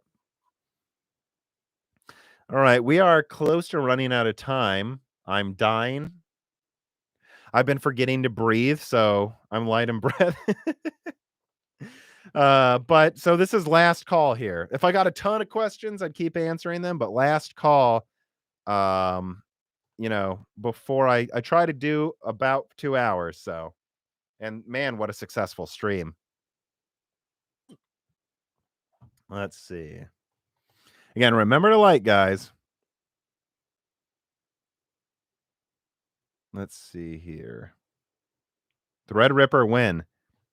I mean, maybe not till 2023, but the truth is AMD can launch Threadripper whenever they want to. I get a last minute Threadripper question every live stream. Should AMD have marketed the 6500 XT against the 5300? Honestly, I think AMD should have lied about the price of the 6500 XT. No one gets mad at Nvidia for doing it. So I think AMD should have lied, said it's 120 and compared it to the 560. Why not? No one cares anymore. Nope, I got more questions. I do want to answer all the tipped ones. So maybe I'll go over 2 hours today since this is the most successful live stream I've done in year. Nob Husad writes in, I understand Microsoft purchasing Activision can be bad for gaming, but Activision was filled with bad practices and Xbox is known to have good practices. Well, it's up for debate. And Activision's happy with this deal. Um, Look, man, let's be very clear about this deal. Microsoft just gave diamond parachutes to the board that was doing bad things at Activision. Bobby Kotick is now retiring, a mega billionaire. So you can say Activision's getting fixed by Microsoft, but the people who did bad things just got rewarded for their practices, if anything. And Microsoft is the company that's come under investigation for monopolistic practices decade after decade. So I don't know that they're known to always be good. I think Microsoft is operating well right now for the most part, though. Although I am worried about them becoming a monopoly all of a sudden. I don't think it's that simple though, as they just fix it. But yeah, I think that frankly, Activision Blizzard could use better leadership, and I bet Microsoft will do a better job in some ways. Culturally, I think Microsoft will do a better job. I would worry about this though. You guys got to think about how many studios can Microsoft actually effectively manage. They're going to close studios in a few years, the ones that don't do well. So it's not like they're just going to buy Activision and make more stuff. They'll make some more stuff, but I think there is a worry they'll just close things. Let's see this. Nathaniel writes in, how do you think Intel's integrated graphics will benefit from the work done on ARC? Better drivers. Is it possible that Intel's non-F CPUs will be able to boast iGPU performance similar to that of AMD in the future? Yes. It depends which one you're talking about. Meteor Lake should have pretty good graphics, but then again, that'll be competing with what? AMD Phoenix and Zen 4. So it's not like that. I think people underestimate mobile Alder Lake's performance. It's 96 execution units. Go look up Alder Lake integrated graphics benchmarks, okay? In fact, let me put a timestamp on that since I guess I'm going over 2 hours today because you guys are asking so many great questions. Alder Lake iGPU laptop. Yeah, keep the questions coming. So we got over 1,000 watchers still. So Nathaniel, anyways, anytime go look up Alder Lake's integrated graphics performance. That's with 32 execution units. Triple that. Then consider that you can overclock those graphics to like 2.4 gigahertz, apparently. Yeah, I mean, I think an overclocked laptop iGPU with Alder Lake, Intel's already got Tiger Lake graphics as strong as a 350. If Alder Lakes are even 20% better than that, you're looking at close to 450 performance. So yeah, I think in some laptops, when you overclock and undervolt, I think you could get Alder Lake laptop graphics that are as strong as an MX 450. And that means about 1050 Ti performance. That's weaker than Rembrandt, but maybe only 20-30% weaker. So I think people underestimate Alder Lake's integrated graphics. They're not as good as Rembrandt, but I think they're going to be almost more important for the market because Intel's giving 1050 Ti graphics to not every, there will be cut down CPUs, but to many more of the integrated CPUs than AMD. I think AMD is going to use Rembrandt as more of a premium APU. The fact that you're going to get lower end laptops with 96 execution units or close that you can overclock, that's going to boost minimum performance of games to the 1050 Ti. We can finally move away from the minimum basically being I don't even know what, right? I mean, there you go, right? Then you've got something stronger than a PS4 and laptops. That's exciting. All right, let's see. Ryan Dan tips. Good show, no questions. Thank you. I try. You can always ask a question though. Only slightly biased, says Doggo Nose Boop. You see, where is Reesie? Let's see if I can get her up here.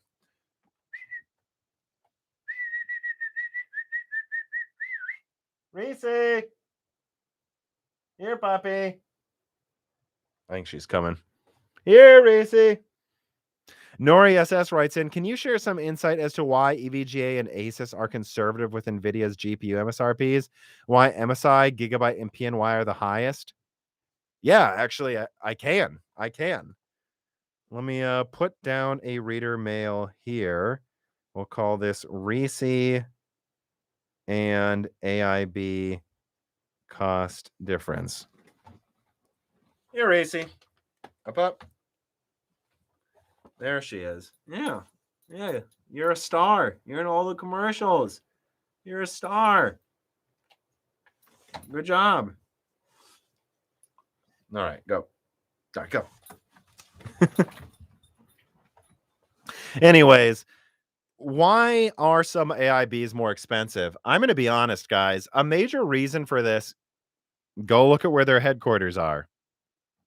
If they're in Taiwan, they have less import taxes and back moving parts around than if it's in China. That's a big reason.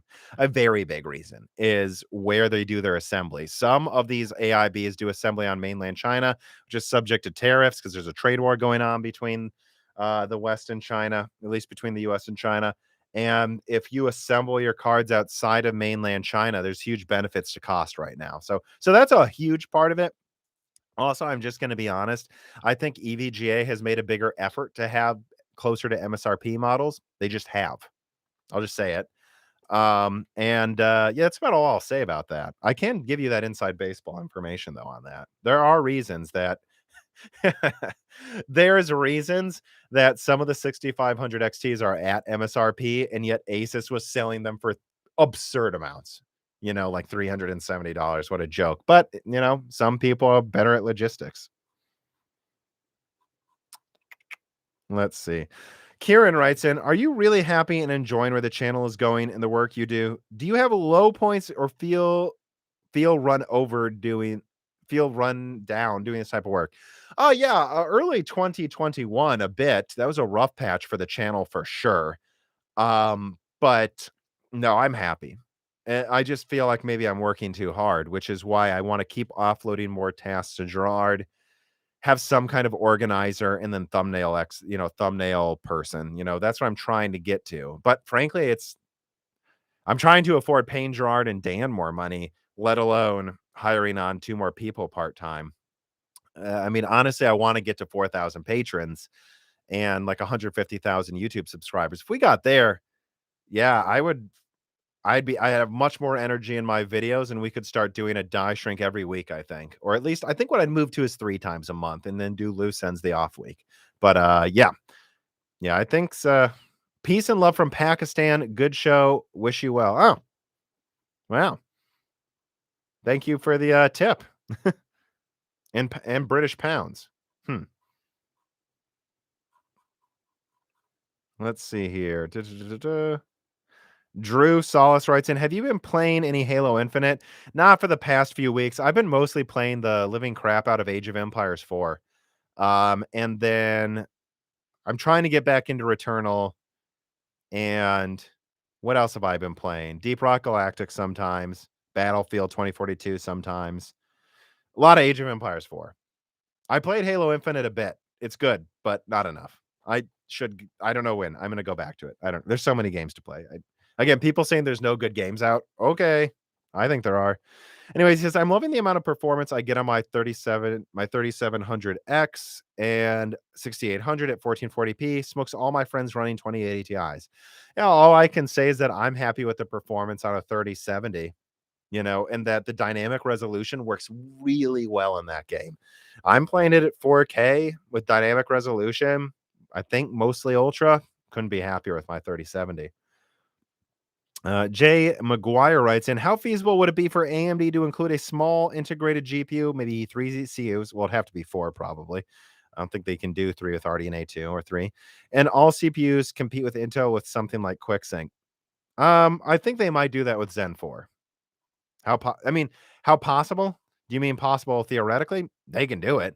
How possible in terms of will they? I think you're going to see it happen more soon. Again, because I can't say this enough. A compute unit on 7 nanometer is like 4 to 5 millimeters squared. I'm really not kidding. Each compute unit's like 5 millimeters squared. Everything else takes up so much more room. So if it's 5 millimeters squared, and then you almost double density on 5 nanometer, you know, what? What are we talking about at a certain point? If not Zen 4, definitely Zen 5. I mean, we're talking about 4 compute units taking up like, even with the extra stuff on top, like 10 millimeters squared total. You might as well add 10 millimeters squared for integrated graphics, I think. Jonathan Ruse writes in, I forgot to do that. I'm glad I didn't quit sooner. Let me put this in there. The 3050 launch. God, I can't believe I almost forgot that. RTX 3050 launch. So, I mean, I've literally been talking to sources about this. I'll of course do a video about it. Let me ask one.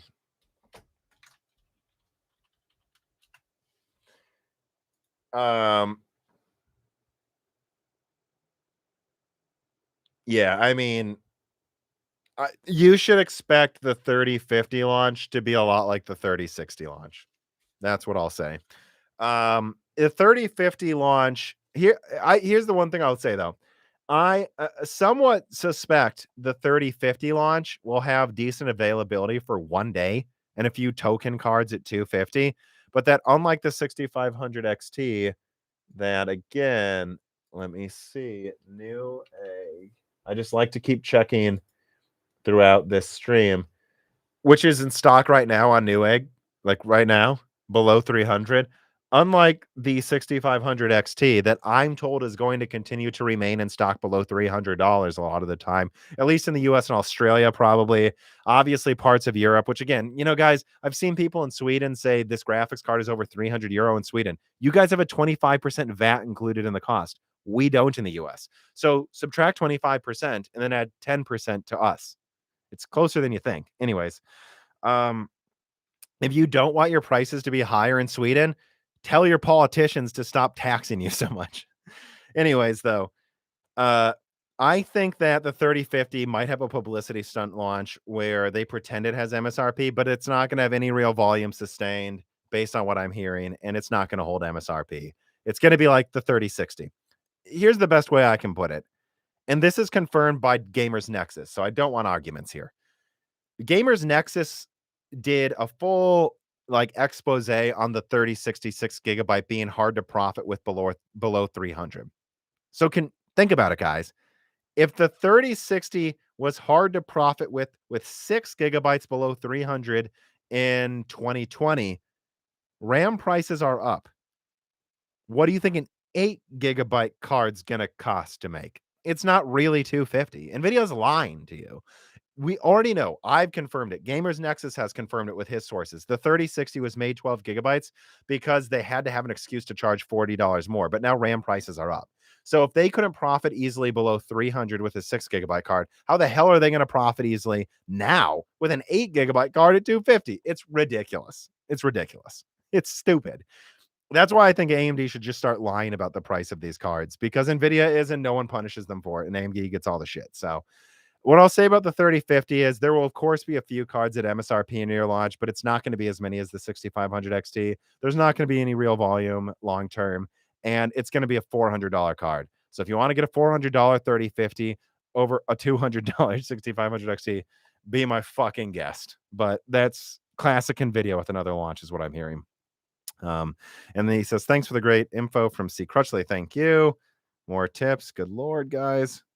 I guess let me plug this again since it's been a while. This live stream is brought to you by Micro Center. Click the link in the description for a free SSD.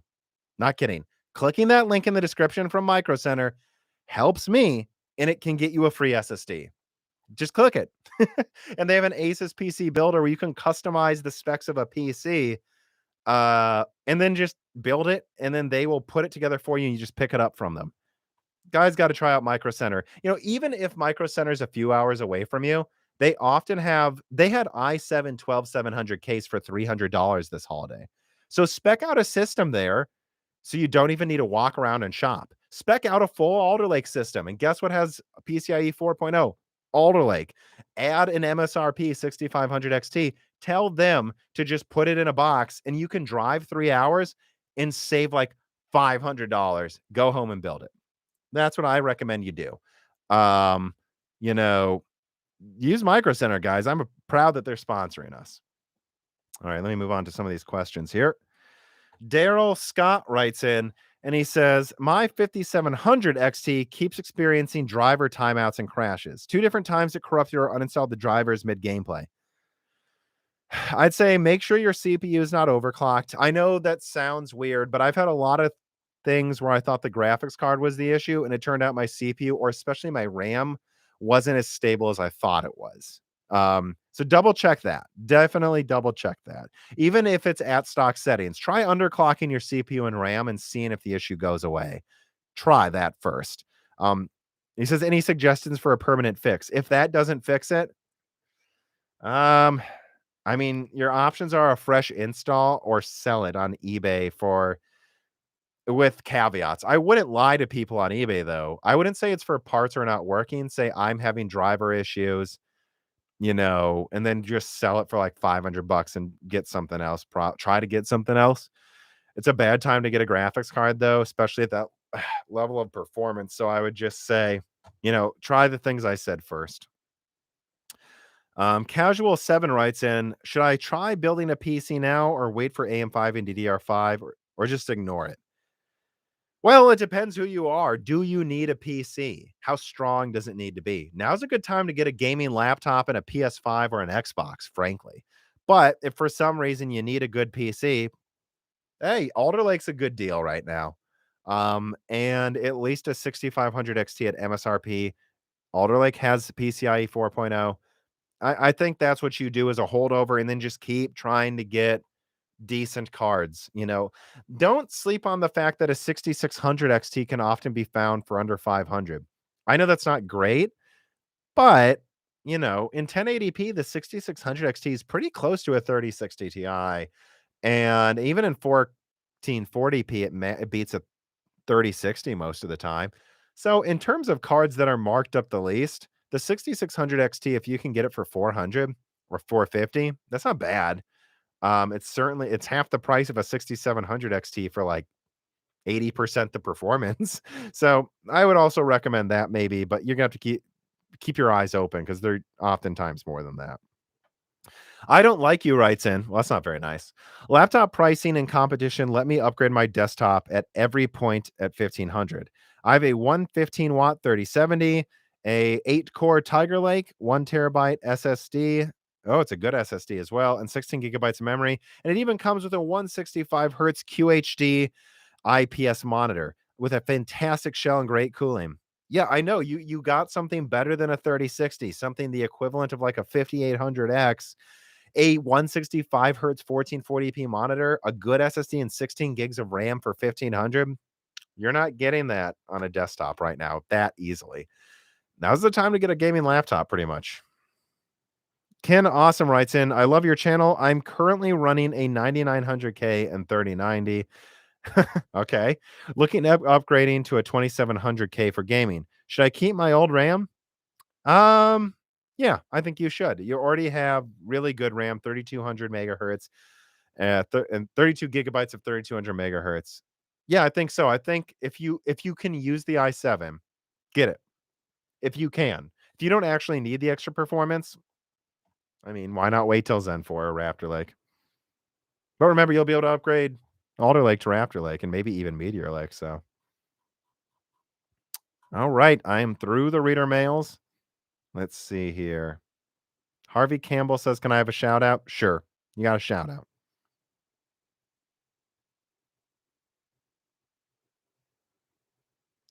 All right, let's see here. 1200F price is same as, what am I seeing here? Same as 10400F. Which one is good?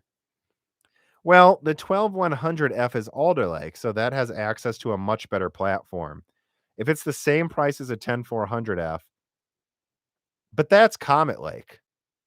I'd get the i3. I would. It'll have 20%, 30% higher single threaded performance than that Comet Lake one. and I'll have PCIe 5.0, and then you'll be able to upgrade that i3 to a Raptor Lake 24 core in less than a year. Get the i3 Alder Lake. There's a reason it costs more. The reason that i3 costs more, actually, unfortunately, is that it's probably about as good as a 5600X in gaming, and the 5600X is over 200, so that's why it costs that much. And everyone hates Comet Lake and Rocket Lake anyways.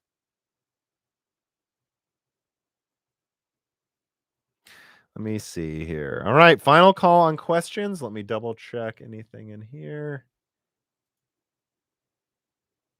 Duh, duh, duh.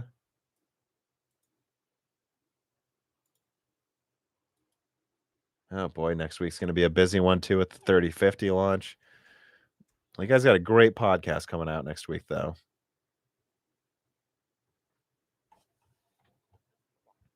Don't see any tipped questions. Let me see if we have any from the patrons. I think I'm going to close this out soon, guys.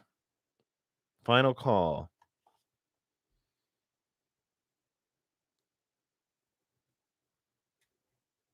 Yeah, someone says on the Discord, the Moore's Law is Dead Discord, which you get access to if you support us on Patreon. He wishes that a Micro Center was within 2 hours. When I lived in Royal Oak, Michigan, I had one that was 10 minutes away. That was nice. That was very nice. And in Chicago, I had two next to me. Yeah, it's weird that there isn't a Micro Center in Nashville. I will say that. It's weird. It's weird there isn't one in Nashville and there isn't one in a few cities. You think they'd have one.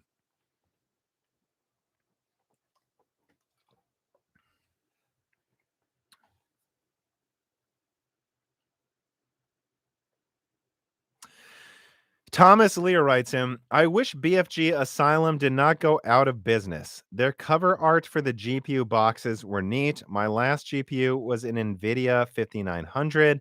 Now I got an RTX 3090. Hello. BFG Asylum.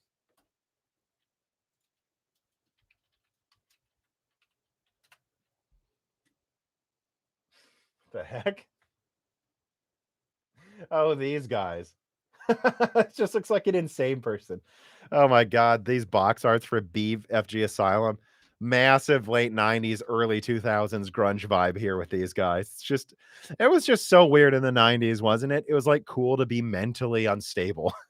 like what is with these cards? They have like a person biting their teeth or clenching their teeth on something for a graphics card box. What the heck is this? BFG Asylum. What the heck? Yeah, that's definitely funny. I'll give you that. It's such a 90s box.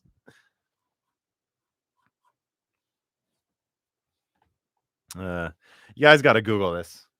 This is ridiculous. This is sillier than when they just had every box be a girl with a sword in the late 2000s. All right, let me see here. Sandy G writes in from the Patreon, pretty much listen to all of your podcasts, I believe. Do you notice any trends or categories of guests that are the most popular? Do you personally have a favorite guest? For me, Hardware Unboxed are the top and really love Hardware Unboxed episodes are always excellent. I always love when they can come on. We're already talking about coming on again we're already talking about them coming on again, probably before the end of the year. Besides Hardware Unboxed, NX Gamer is going to come on again, I think, pretty soon. I what he's a one-man digital foundry that actually does really interesting tests. So I loved him. I love his analysis of products. We usually talk for 3 hours because we can't stop talking to each other. And then Colin Moriarty was a very good one. Very good one. Otherwise, Daniel Nenny's are pretty famous. Daniel Nenny episodes, truly excellent episodes. The Dave Eggleston, don't miss those. I mean, honestly, the best ones are, of course, the big YouTubers and developers do above average. Big YouTubers because there's crossover. And or if I get a big guest like someone that works at Obsidian, like I did, and that is one of the best episodes. Do not miss the Obsidian developer interview. God, or the Sony Santa Monica developer interview. What an excellent, excellent, excellent discussion. Let me see here. I don't like you. Give a hint of what Sony might be doing hardware wise in the future.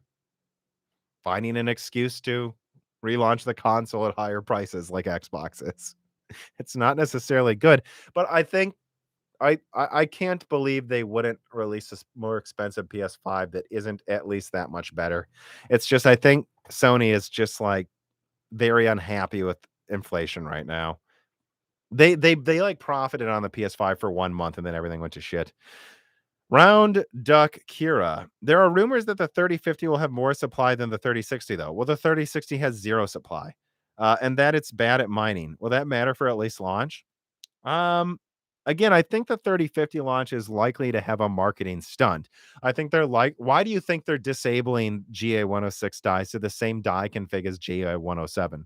Look it up. It's the same. It's because they want to pretend they have more availability and they're just going to make a bunch of GA. All of the 3050s you see at launch, remember this, could have been 3060s. All of them. And instead, their yields aren't that bad. They don't need to disable this card by like 40% or more. No, they all could have been 3060s. It's a publicity stunt to try to make AMD look bad. So just know when you buy these 3050s above MSRP with 8 gigabytes, they could have all been 3060s. Nvidia would rather make AMD look bad. And I think they'll slowly transition GA107 into there.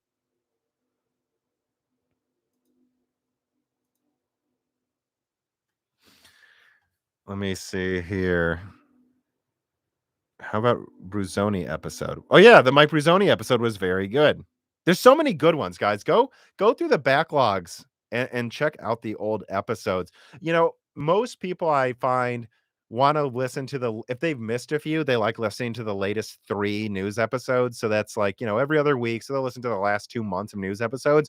But those guest episodes, most of them age very well and they're not as timely. You can go back and listen to, I've done over 136 episodes now. 137 comes out in a few days. So think about that, guys. Like you've got like 80 or 70 guest episodes. Over 60 guest episodes you can go back and listen to. Let me see here. A lot of people are suggesting I get someone on Broken Silicon whose entire business is stealing info from me and lying about me on Twitter. No, I will not be having that person on that stabbed me in the back and tried to make me look bad on Twitter. I will not be having that person on. Someone says I want facts about the Switch 2. Well, I mean, give it another half year and we will know what it is.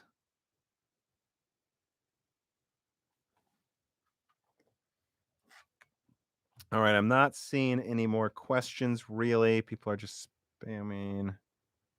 I'm glad someone wrote in about BFG Asylum, though. That really does make me laugh.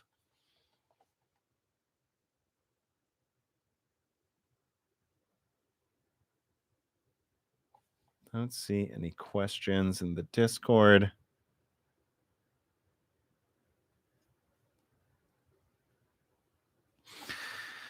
Okay.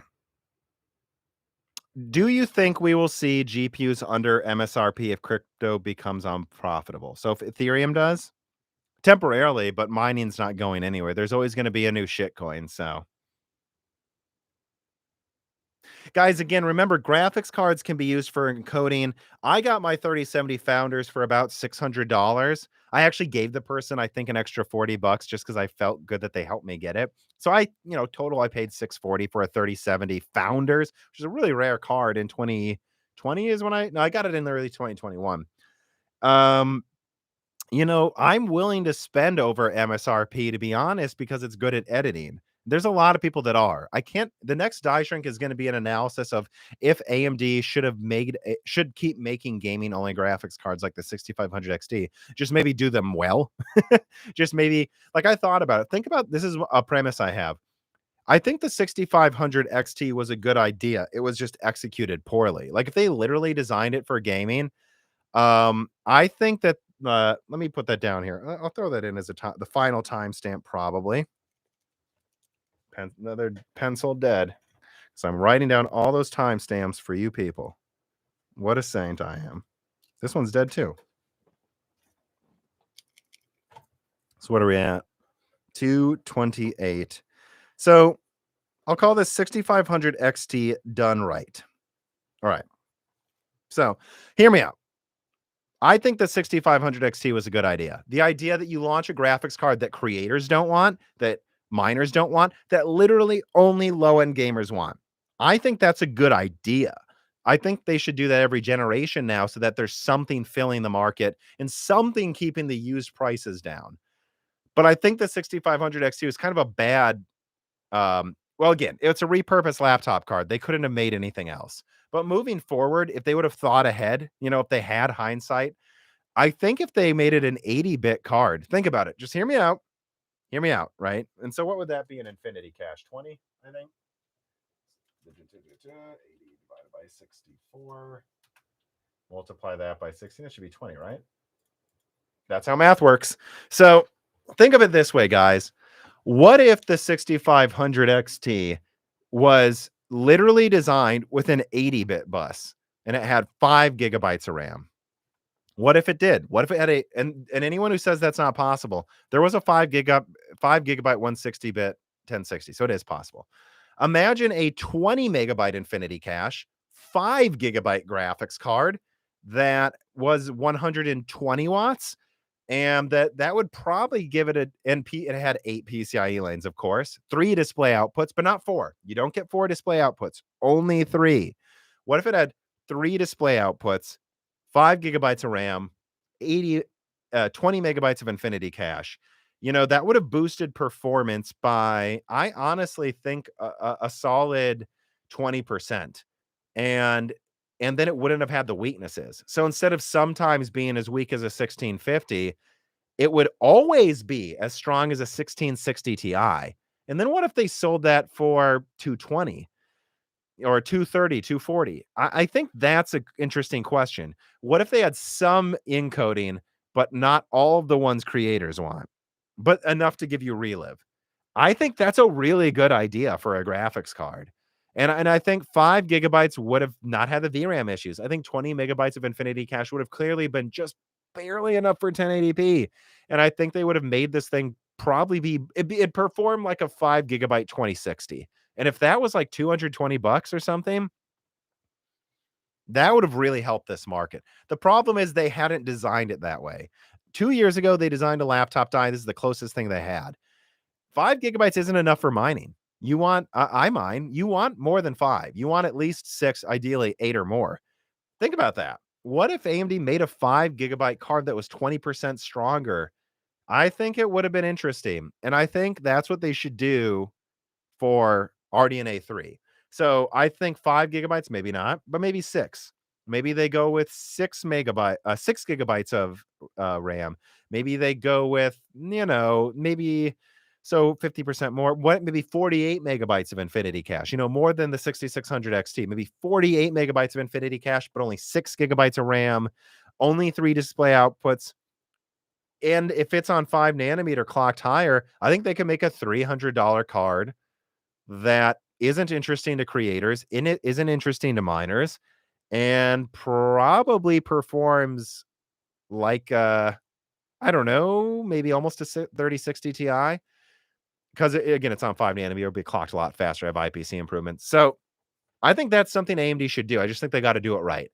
And I think it's something they should do and manufacture. And on 5 nanometer, a card like that, the specs I just said, maybe 24 compute units clocked at 3 gigahertz. I think we're looking at something that would have like a sub 100 millimeter square die. They could make so many of these. It'd be great for laptop too. I think this is something AMD should do every generation now. I just think the 6500 XT didn't. It had like one too many compromises to not get panned. At least it's still better than a $350 1650. Juniper Burton Tips says this is a long one. I hope you have a great night. It should be a good weekend. Nowhere writes in, when do you expect the first solid leaks for the RX 7000 and RTX 40 series will be? So let me put a timestamp here. Over an hour and 30 minutes, guys. But you guys are still watching, so and I like this question.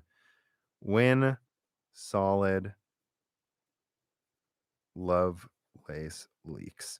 So Lovelace and the RDNA 3. When can we get solid leaks from this? Honestly, guys, we'd have them, don't we? You generally know they're coming out quarter 3, quarter 4. I've already told you RDNA 3 is going to roughly double performance, somewhere between 80 to 120% more performance than RDNA 2. And I've told you that Lovelace is between 70 to 100% stronger than Ampere, and it's going to use a boatload of energy probably. And I've told you they both probably have PCIe 5.0. What I'm sorry, like, what do you need to know? I've told you. I've told you the performance when it comes out. There's even leaks about power usage, and that's it. That's all you need to know. You don't need to know the exact CUDA core count. I told you the performance. Take it to bank.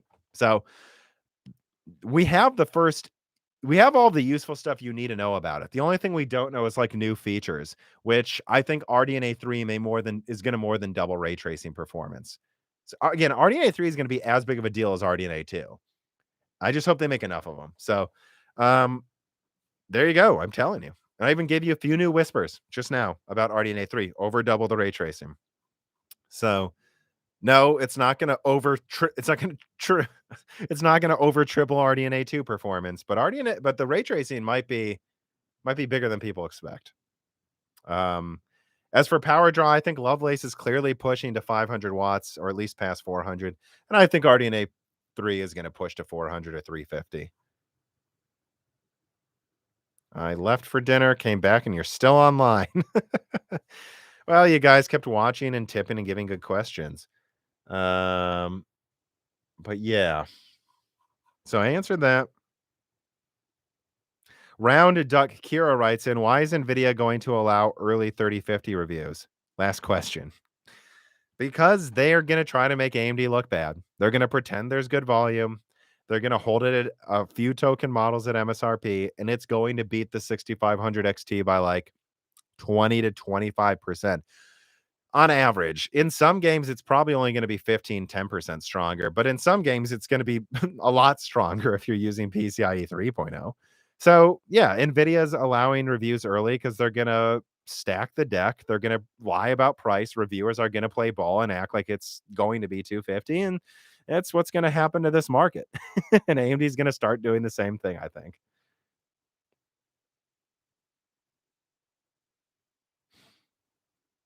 Yeah, someone says the 6500 XT is really to stop those horrible low end cards. I mean, yeah, guys, people were selling RX 560s for like $200. Are you nuts?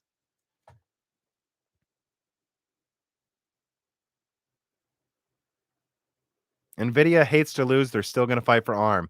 My next guest to me and he's a lawyer, talk about the likelihood of the deal being blocked by the FTC with Nvidia and ARM.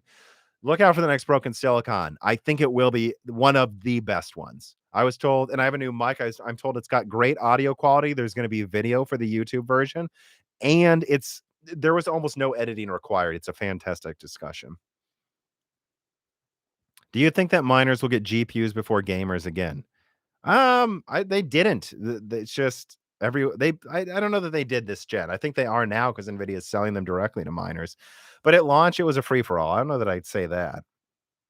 When do you think Nframe in name writes in, when do you think neural nets will be good enough to synthesize in game content like voice acting from text?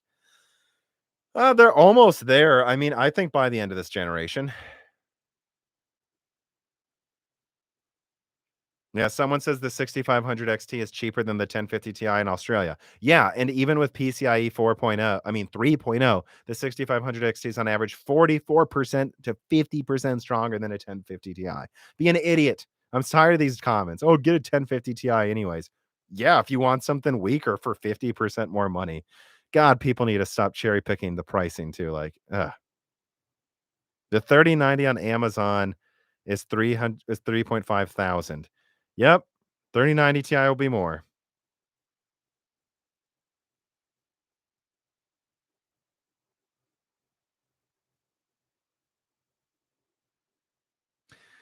All right, let's see. I answered those questions.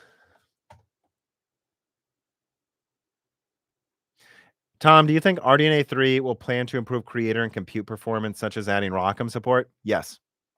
Mate Hacker writes in from the Patreon. Yeah, I do. I think they will. Oh, let me see what this is.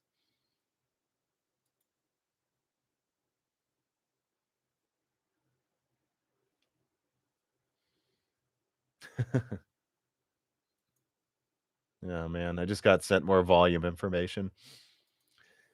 Oh boy. Yeah. Nvidia's just not even they're supplying the 3080 10 GB, but it's in almost no numbers. It's hilarious.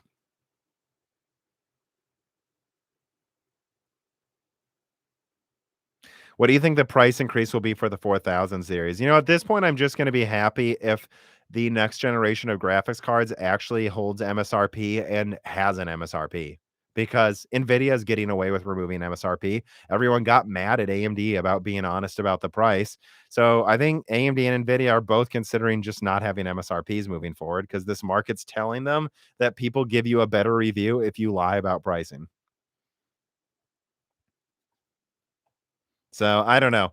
What I'd say about MSRP is expect everything to be 30% more expensive than now, at least, and I just hope it's a real MSRP. If in other words, if the 7800 XT is, I don't know, 1, 2 is like $900, 899, but it's actually 899, and it's like 50% stronger than a 6900 XT, I'll be happy. If the 7500 XT is $300, but it's actually 300 and it's twice as strong as the 6500 XT, I'll be happy.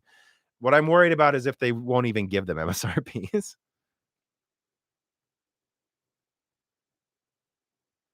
Someone asked, "How is AMD being honest?" Because on Newegg, I can get a 6500 XT close to MSRP right now. You can in Australia as well.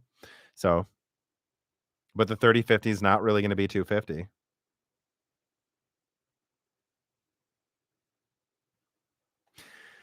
All right. We're starting to repeat things that I've said. I don't see any more tip questions, and I've been going for almost 3 hours, but it's been the most successful stream in a while, so and I think the quality is better in this one than usual. So I thought it'd be a good night to go on longer than usual. So again, remember this episode is sponsored by Micro Center. Click the link in the description to get a free SSD, and it helps the channel if you click it. Support us, all right, at Moore's Law is Dead. Consider supporting us on Patreon. This will be uploaded as audio without any ads for fourth tier patrons. Broken Silicons come out early without ads for patrons. Die Shrink, we're going to record soon about building a better gamer only graphics card that will only be for patrons next week. You're going to be able to ask me and guess questions coming up. Like, I don't know who's coming up right now. I think we got NX Gamer, a couple developers, a VR developer, plenty. Yeah, we got so many people. Someone who knows a lot about logistics. We got a lot of great guests coming. Support us there. Make sure you're subscribed. Make sure you've rung the bell button. Make sure you've liked this video. Tell your friends about us. Support us. We get a lot of flack for being honest at this channel. Me, Gerard, and Dan. Support honest reporting and not rage. Support Moore's Law is Dead. And thank you for watching.